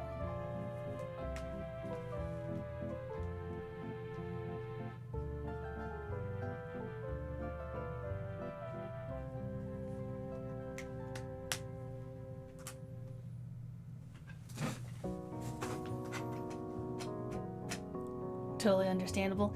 Yeah.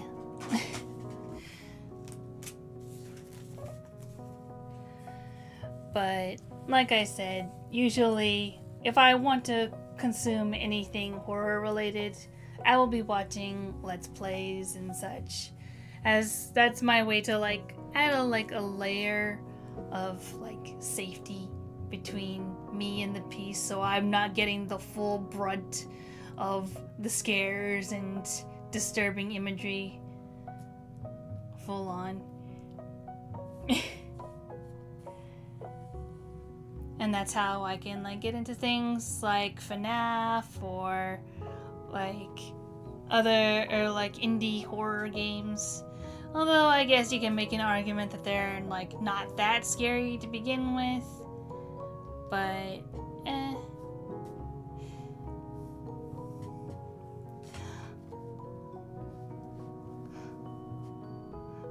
also,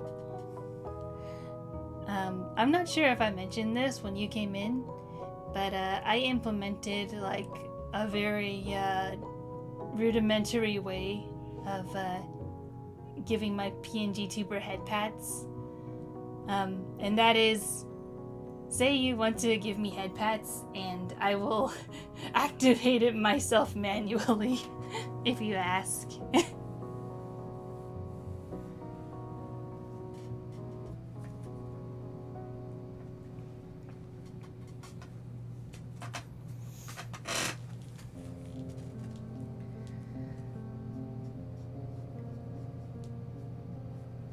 But yeah, the reason I still want to engage with horror media is because more often than not, like, it's not always just like a gore fest or being disturbing for the sake of being disturbing.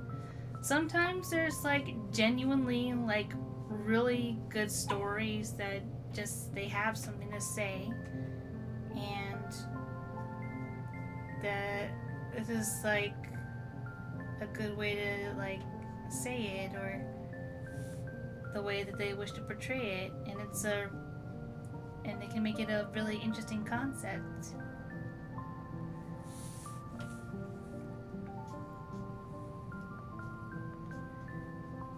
So that's why, like, whenever I see Let's Players with horror games or new indie horror games and such like that, then I'm just like, you know, it kind of looks interesting. It looks like an interesting concept. I would like to see it. And then any jump scares can be mitigated by the comedy of having someone else scream instead of me.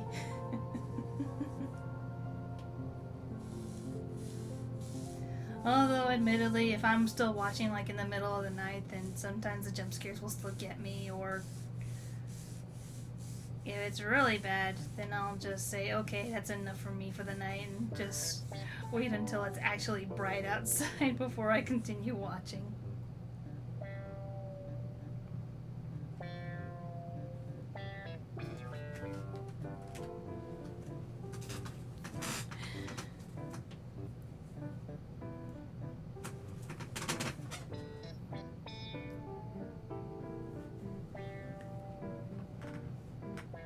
Yes, Headpats for free.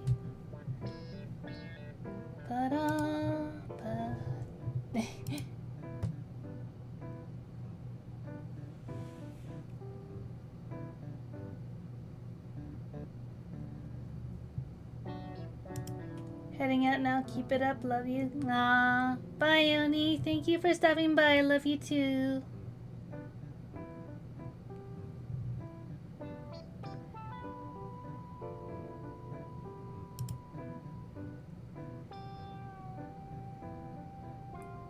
But yeah, there's the Headpat.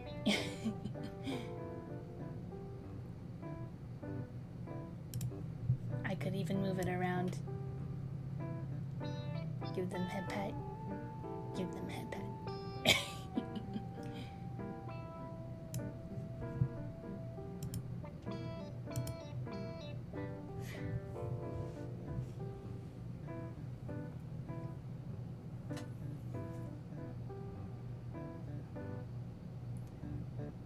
Goodness, only 2.5 hours so far? Dang.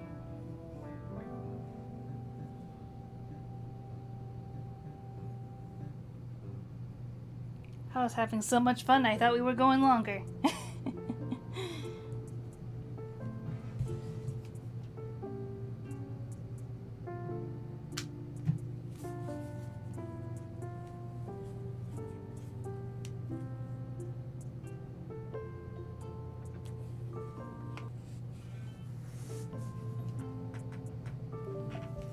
Okay. Headphones are back on.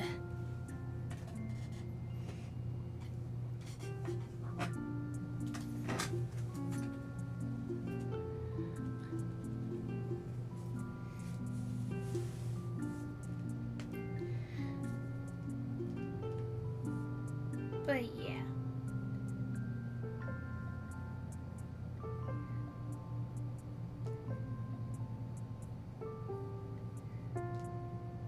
Just another quick reminder and plug that if you donate to my Ko-fi link, then a little pop-up shout-out should appear on screen.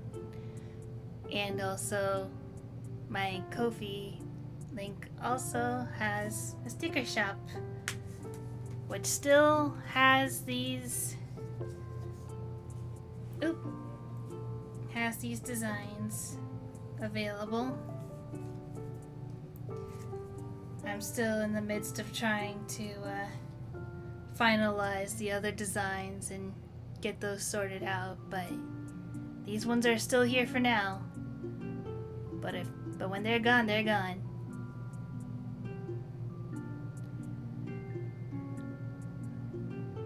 These are a couple of most of the designs in the Snapdragon Club grand opening set, and then there's another sticker set for the Hunter's Tale.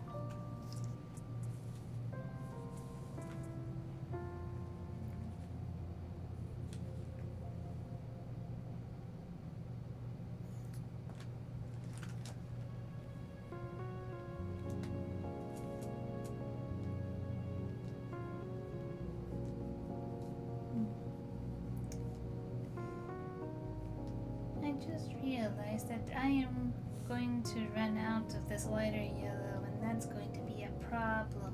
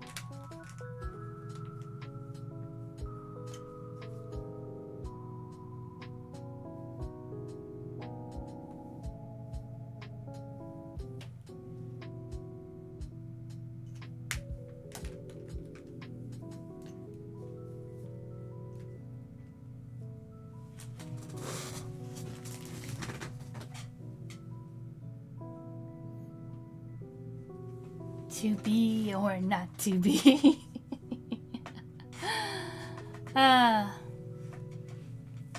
That is not the question this time, because the answer, of course, is to be.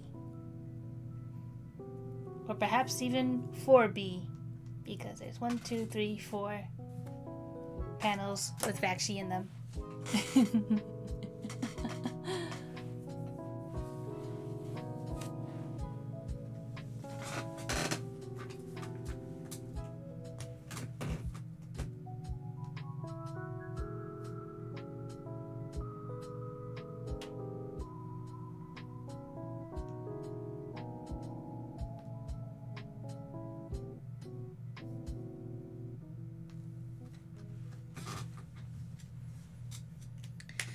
Now I'm going to double check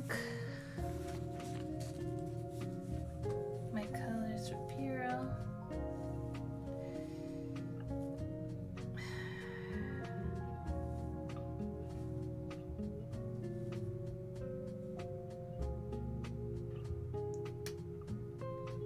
Do I agree with these colors though?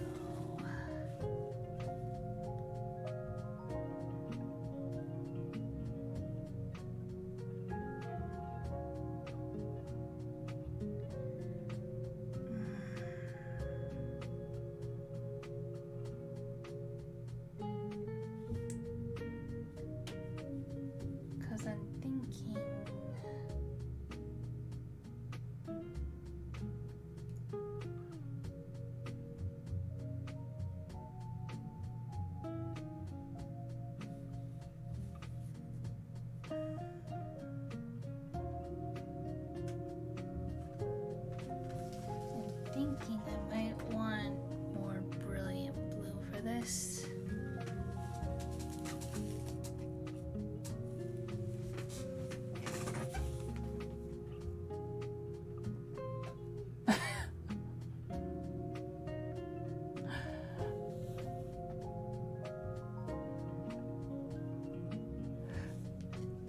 Warlock. Are you talking about the voice actor from the Wanderer's Tale? Because Warlock also voiced Mac in the Wanderer's Tale, and also in a tiny little comic dub of his interaction with Orin as well.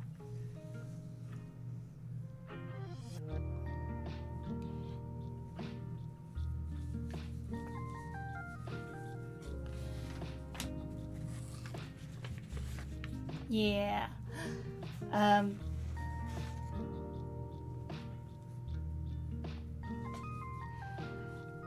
Because yeah, Warlock's been really great. Like I love his voice acting stuff.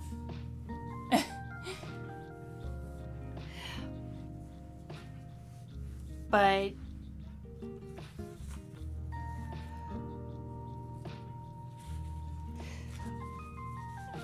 I am also thinking of, like, perhaps giving Piro a different voice, but keeping Warlock on as Mac, because I think he did great as Mac.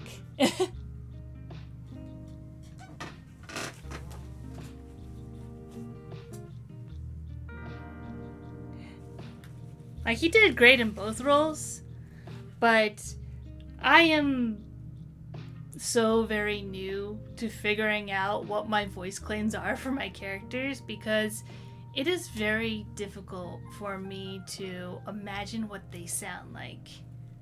Like, if you ask me to, like, for a voice claim for any of these characters, like, oh, they sound like this voice actor, or they sound like this role from this movie, or this show, or this game, I would not be able to tell you. Off the cuff, I would not be able to tell you. I would have to, like, really research and think long and hard about how they sound.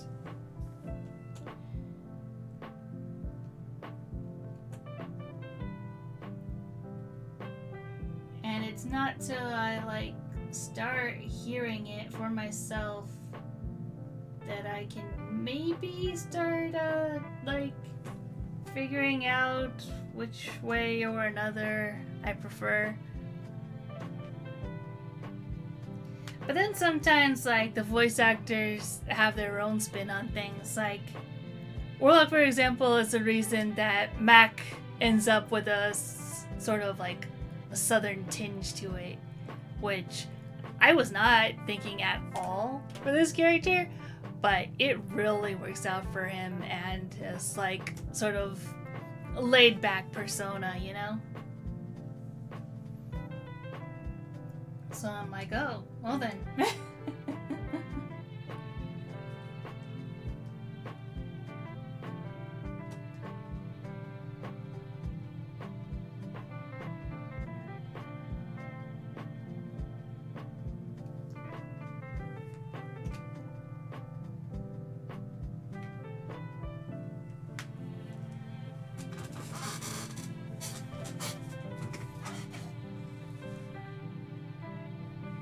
Good buddy of over 10 years.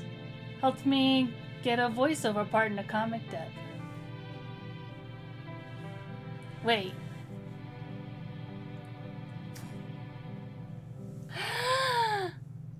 Varance, is that you?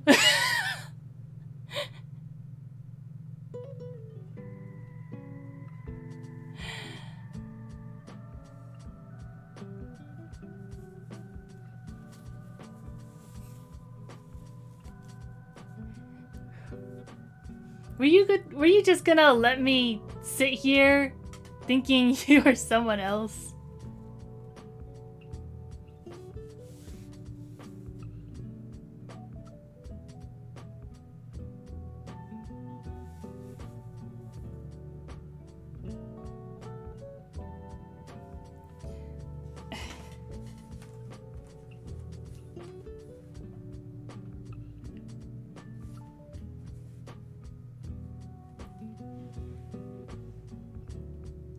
Hi, Hikari. Hi, Hikari me. Oh my goodness.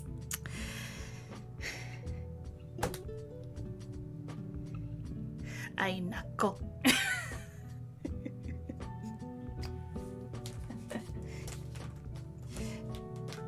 If you know, you know. But I was gonna play a double persona for a little while. You sneaky little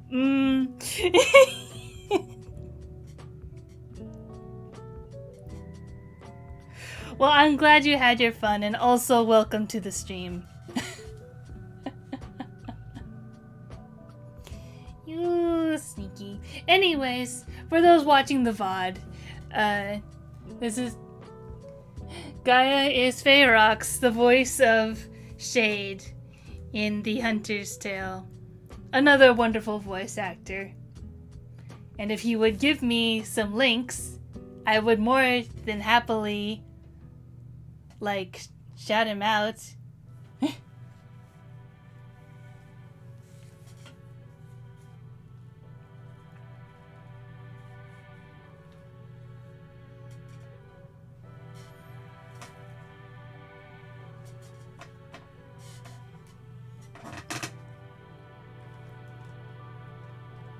Can't believe you're just gonna make me sit here and make believe you are someone else. My goodness.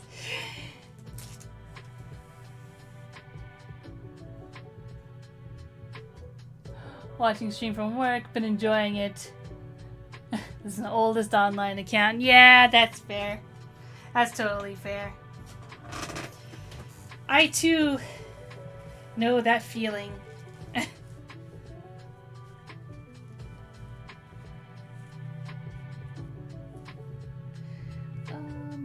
Let's see.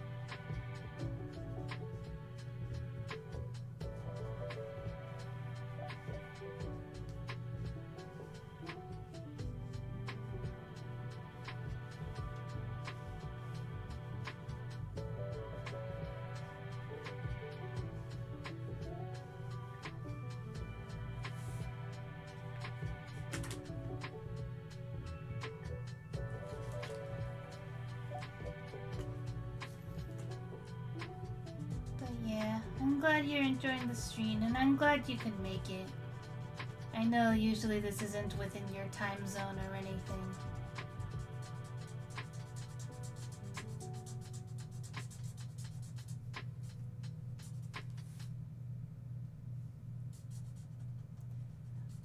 Well, I say time zone, but I mean within, you know, an acceptable time frame that you would usually be able to, like, just have a stream in the background or something.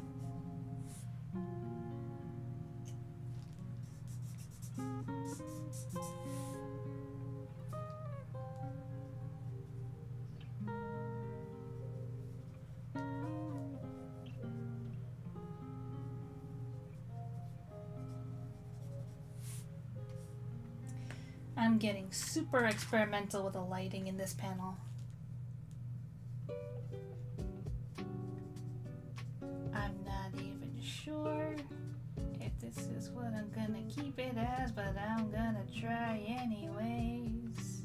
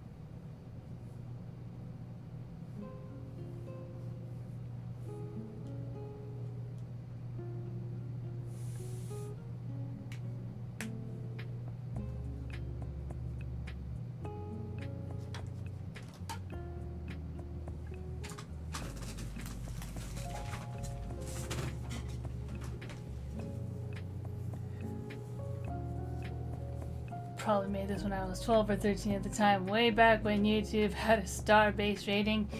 Yeah, I know that feeling.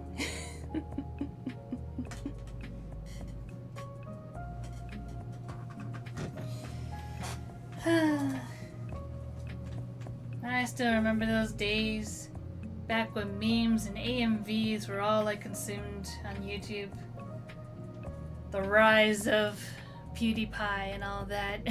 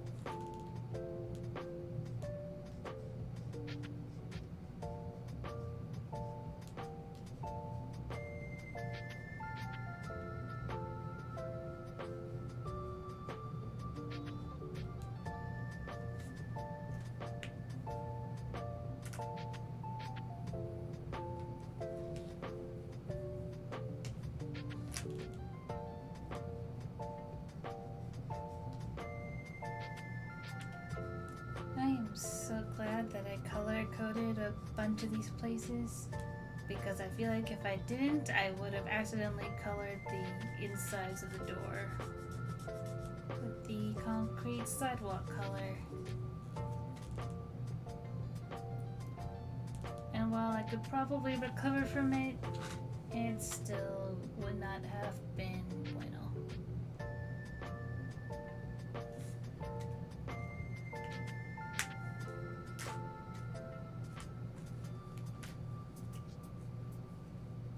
No, let's not use that.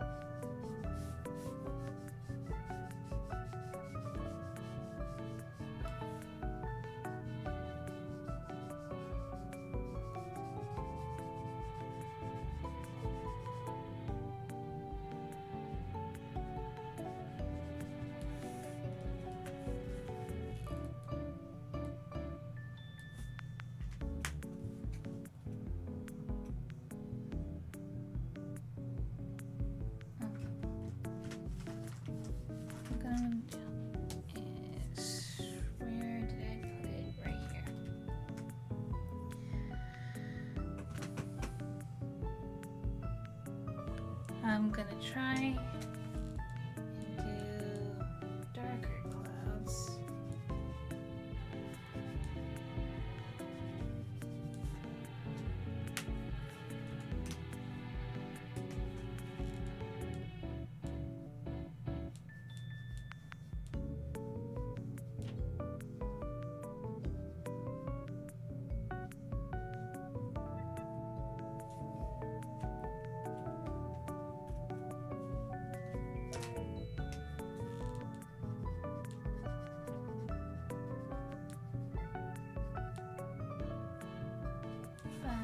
I'm not going to stop at clouds this time, because what I'm going to do is that once I'm done coloring these, is that I'll take out my white gel pen and start smudging around some white ink, and hopefully that'll make a sort of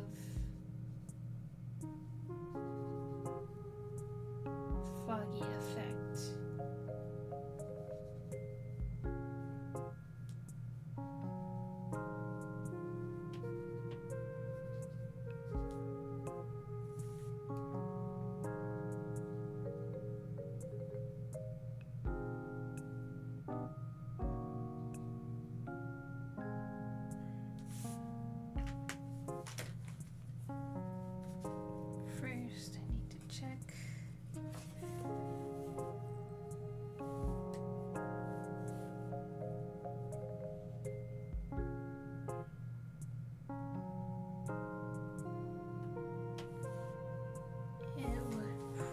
probably be the dark green one in the back, so this one.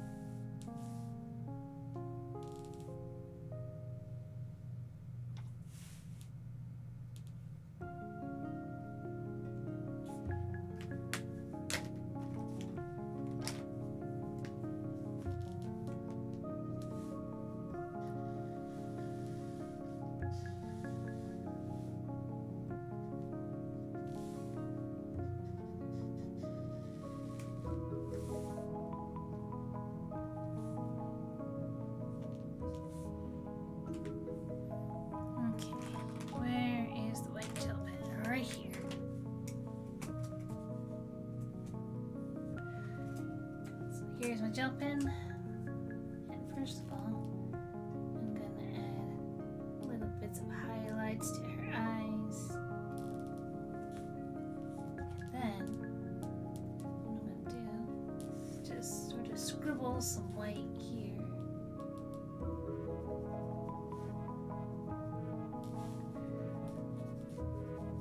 And then smudge it around a bit.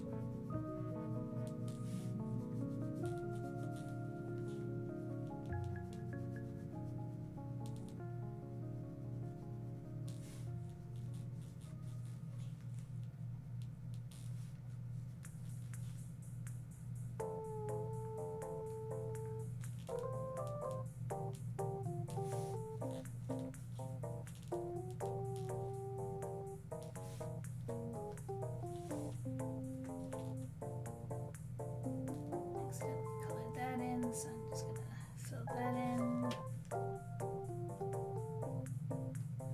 That in. And that should be good to go. But I should also grab a light gray.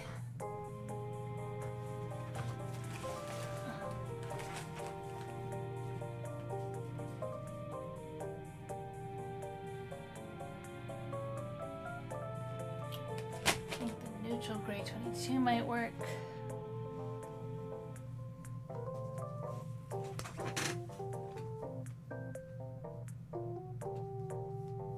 Yeah, that'll work.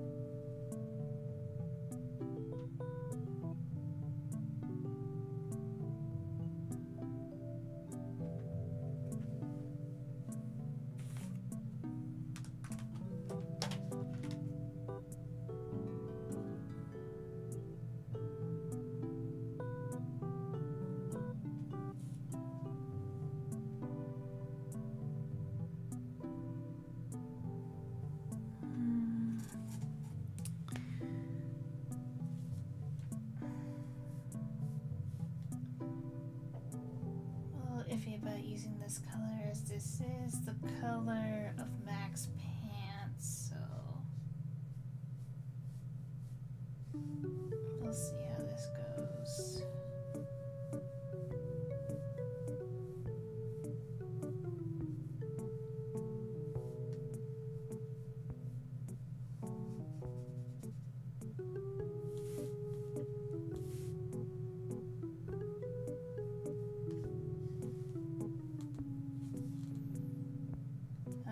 I think having that layer of gray underneath the blue helped to desaturate it enough that it doesn't quite blend into the floor, hopefully.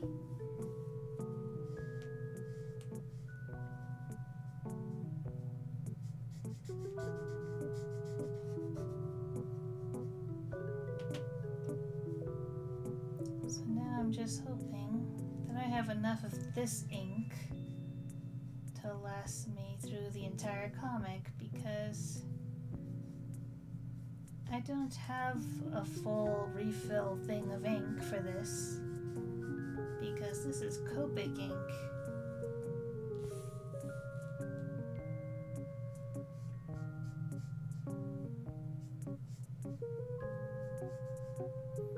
As opposed to the sky blue, which I have a whole thing of Blick alcohol ink refill.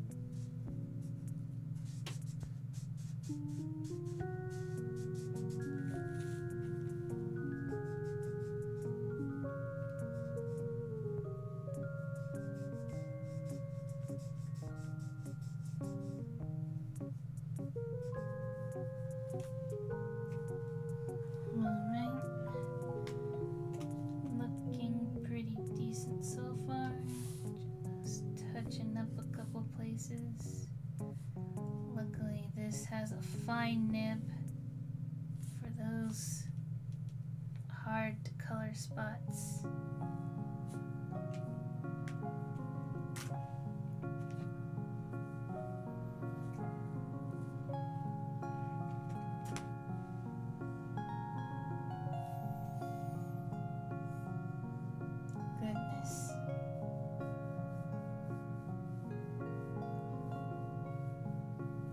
I was considering doing like a final little drawing after this, but considering how long it took just to color these 2 pages, which is fascinating that it took me this long to color. I didn't think I was taking that long.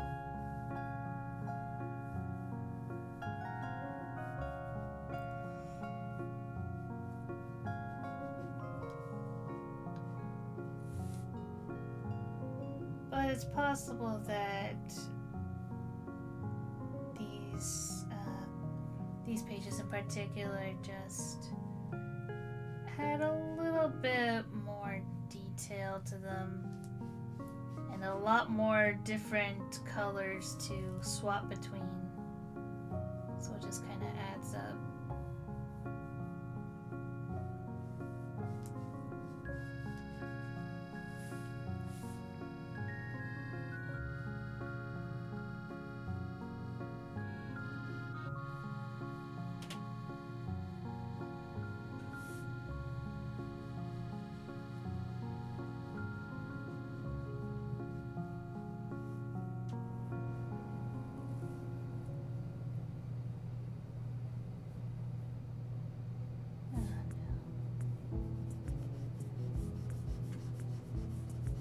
went over the lines a couple places, but that's okay. I can mostly fix that with my white gel pen.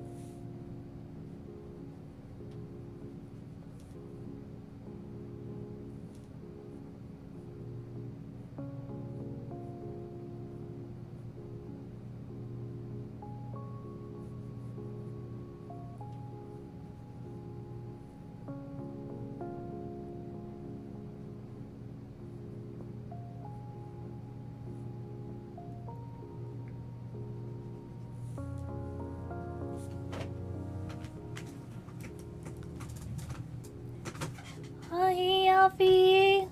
So good to see you again. I hope you've been doing well. I'm not sure if you've seen, but we got a new little fishing game, so if you'd like to give it a shot.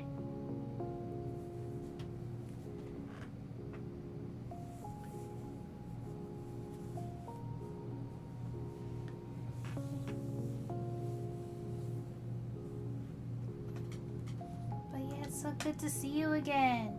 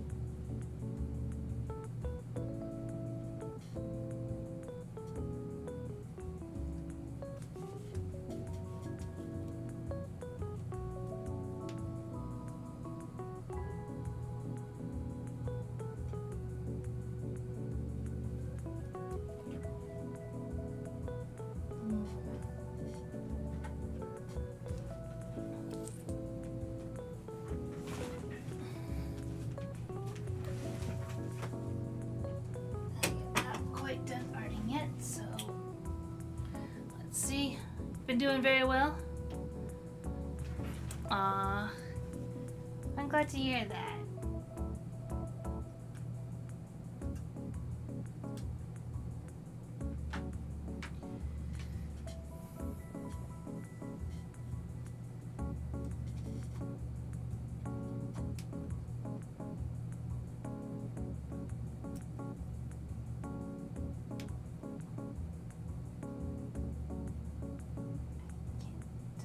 It's doing the thing.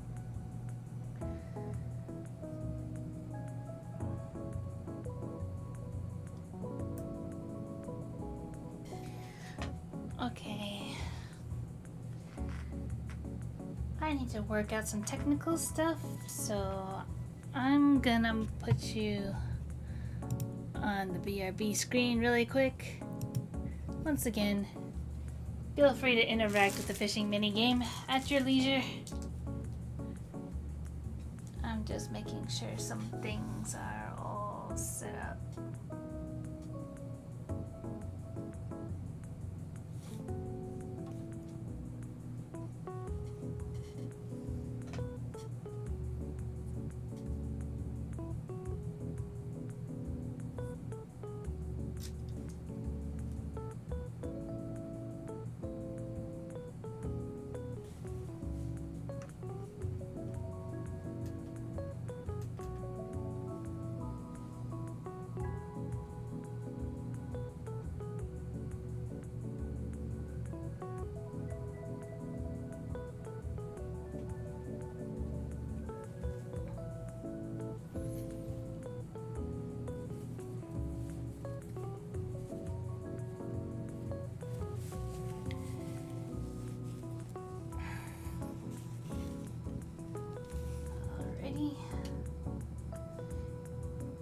Technical things almost over.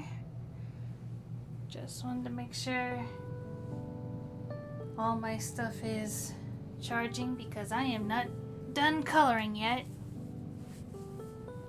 And as a matter of fact, I need to grab some more ink for my blue.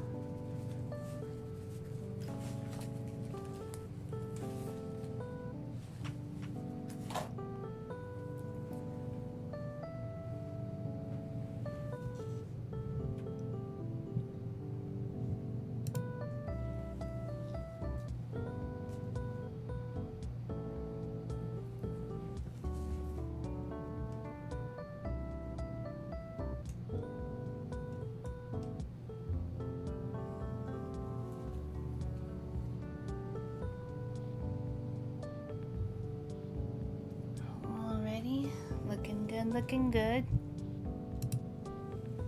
All right, we are back in business, everybody. Once again,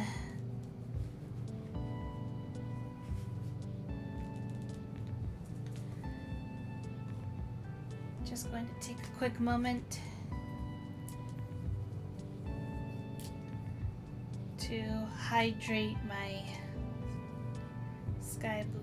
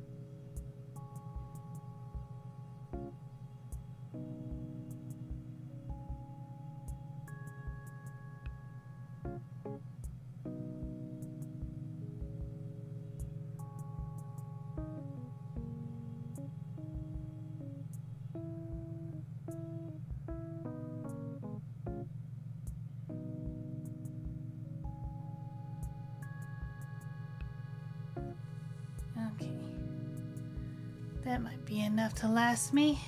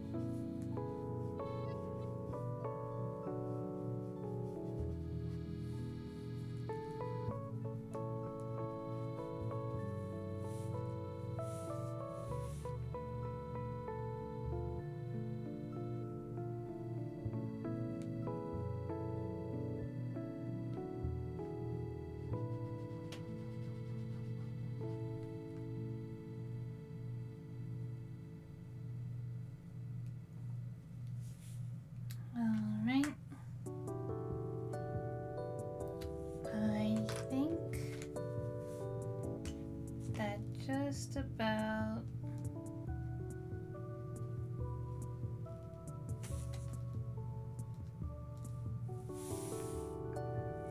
just about finishes up this page.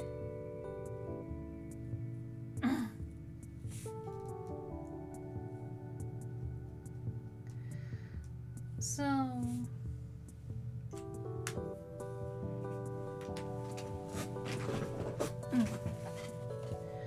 I would love to stay but need to go to bed. Glad I stopped by, though I've been busy and missed your streams. Aww. Well, I'm happy you could stop by either way, and I hope you get some good rest. And thank you again for stopping by.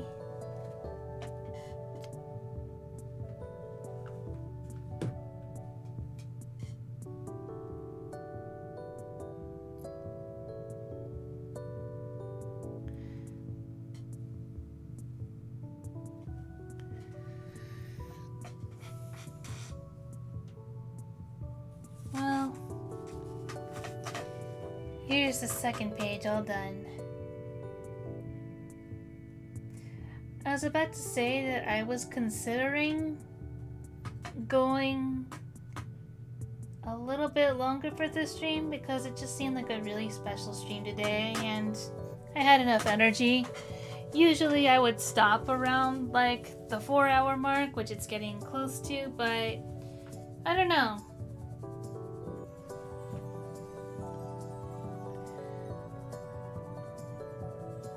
Maybe I should do a quick poll. Maybe I'll do that.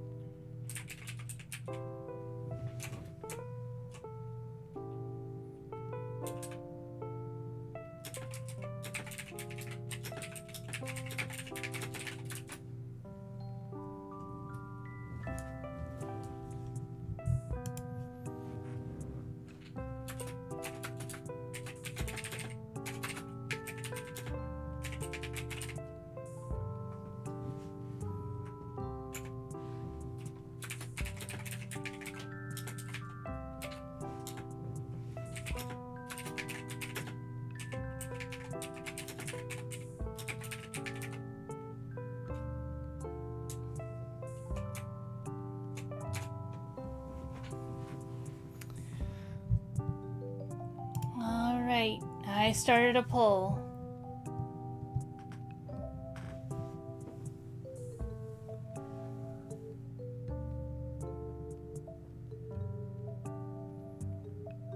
So, I think I'll wait maybe...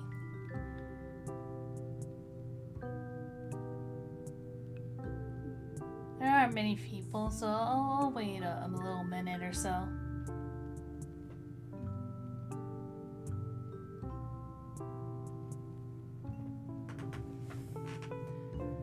But so far it seems like of the couple of people that are here, the overwhelming majority say that they want to see the Harpy drawing.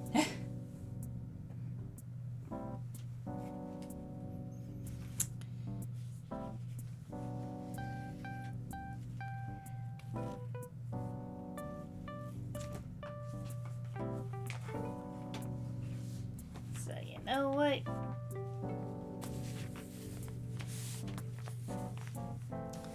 I think I just might.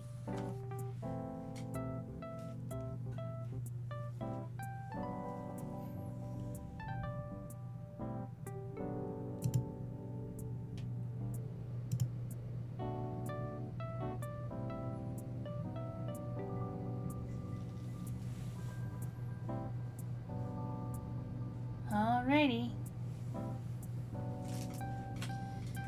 Just for you. Just for this special stream.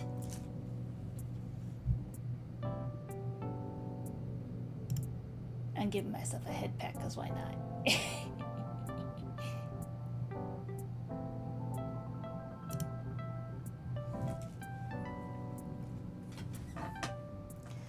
So I'm just gonna go ahead and ink and color this sketch, and after that, I will call the stream. But I have a whole bunch of bases of my Harpy form.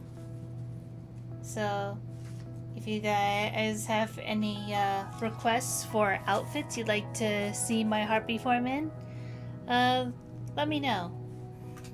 But for this stream, I'll just go ahead and ink and color what I have here, which is kind of like a coat type deal, very formal. I wouldn't say it's something that I would usually wear, but I'm pretty flexible. I mean, I've drawn myself wearing armor, and someone requested me to be in a Vocaloid sort of outfit, so you know, I'm open to, you know, most outfit variations, I would say.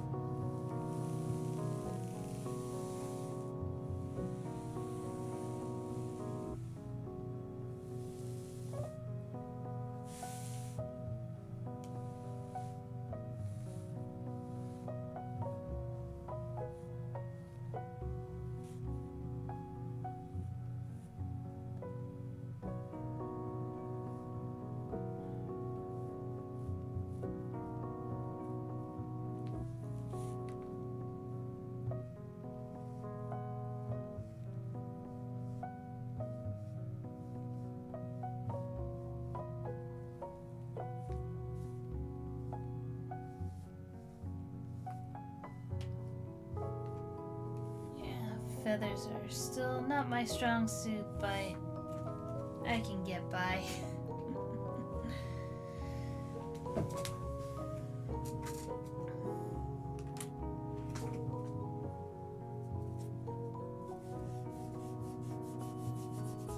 But the inking is done, so now I can do... Oh, well, I missed a spot.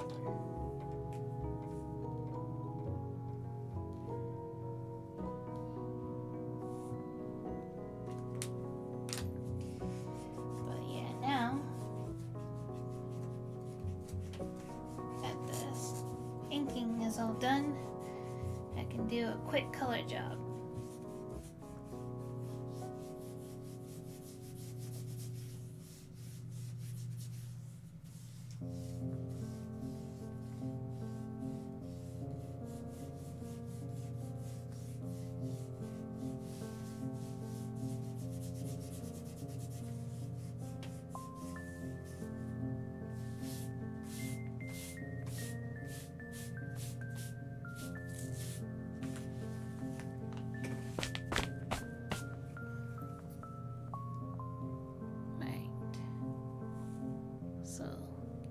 Just a quick close-up of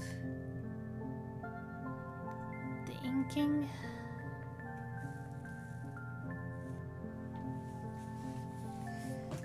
And now I'm going to grab some marker protector.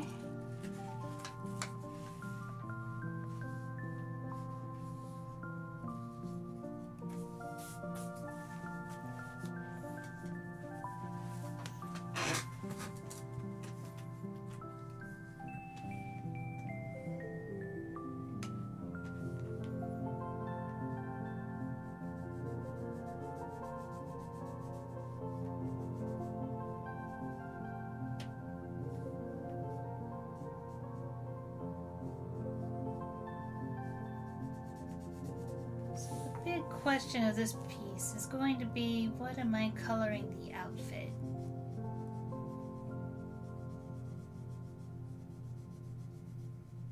And I might actually take any suggestions from chat on that one.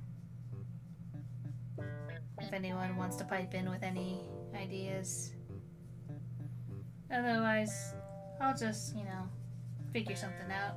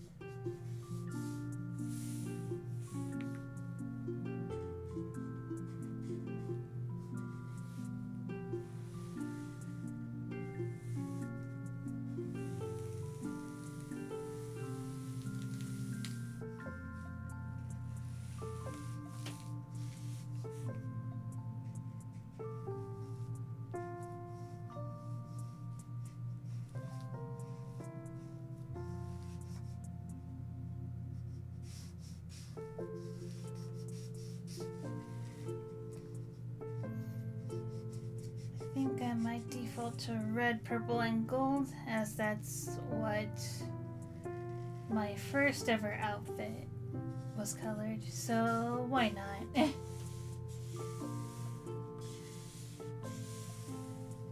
I can do gold buttons and buckles. Maybe also gold for the trimming. And then red coat, purple shirt and pants.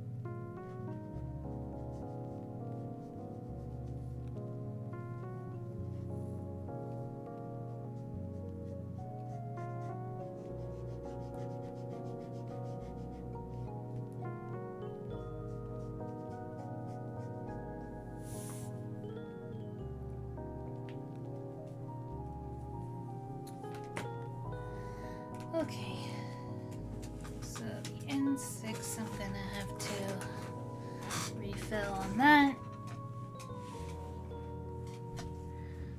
Meantime, I'm gonna use this black for my sclera.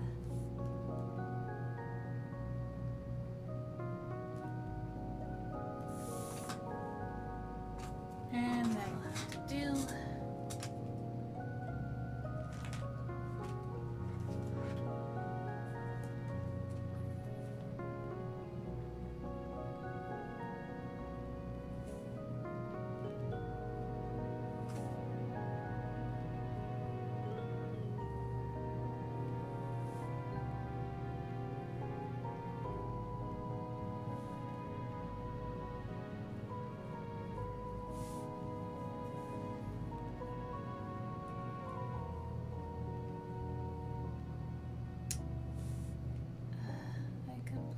The spot on the wing. I will go fix that.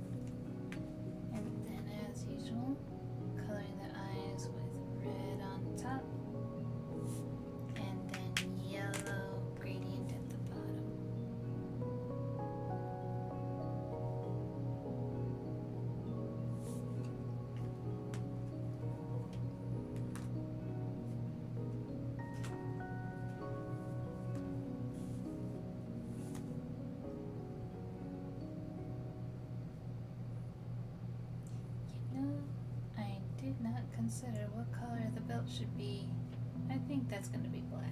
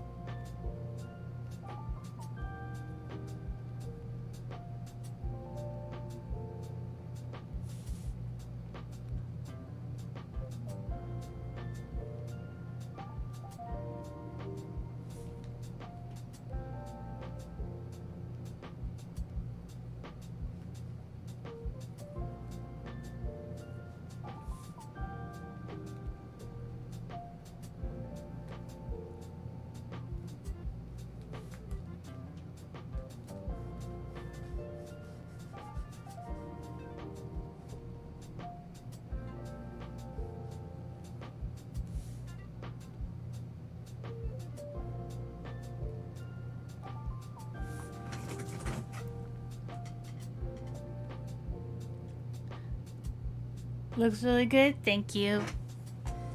It is almost done. Just need to color the last bit down here.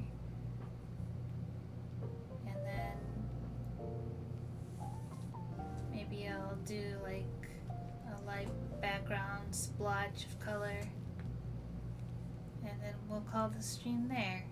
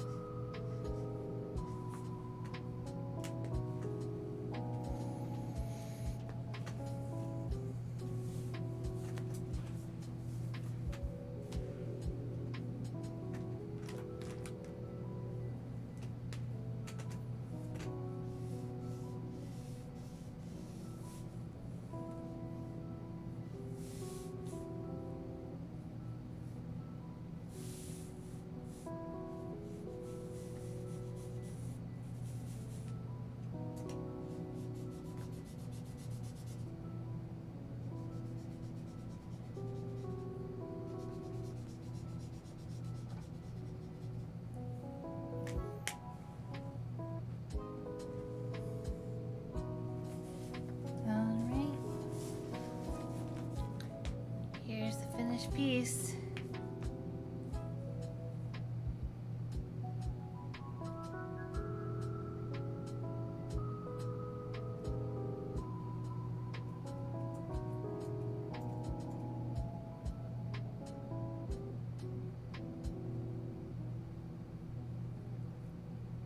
Kind of looking like a pirate captain almost, I think.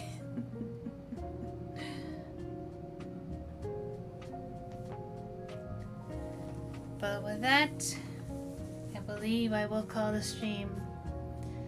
So thank you very much for joining me on another wonderful art journey together. As usual, thank you all who joined me in chat, as well for anyone who stopped by to watch the VOD. I'm really grateful for you all. And if you would like to support my art endeavors, be it like simple illustrations like these or my Snapdragon Club comics, I do have a Ko-fi link here. And if you'd like to get something for your money, I do have, once again, stickers available in the Ko-fi shop. These are characters from the Snapdragon Club Grand Opening comic, but there are also stickers for characters from the Hunter's Tale comic.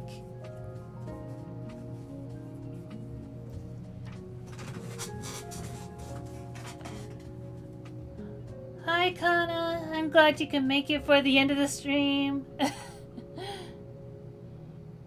Yes, thank you very much.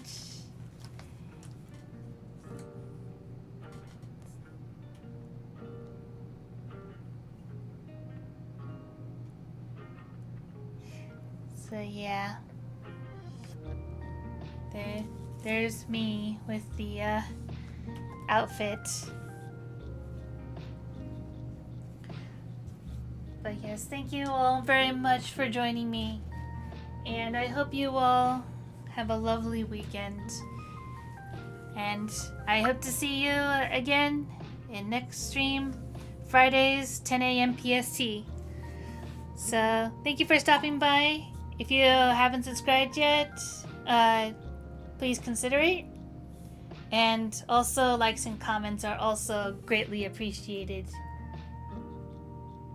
Yes, Kana, you can get your last fishing bit in before we end the stream. Actually, before we do that, before we end, I would very much actually like to see what the leaderboard looks like. You're very welcome, Bayrox. Let me just check.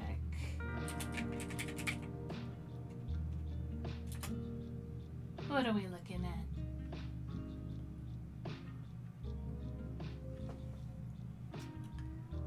Ooh.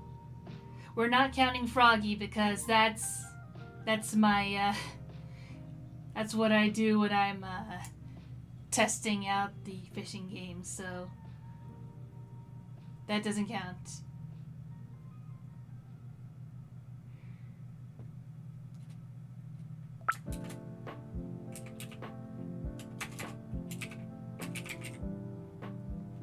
But Oni's at the top with Repairman in second, Kana in third.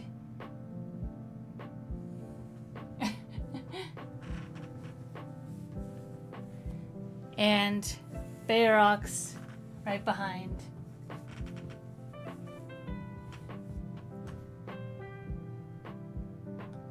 So thank you once again for joining me. And I will see you next stream.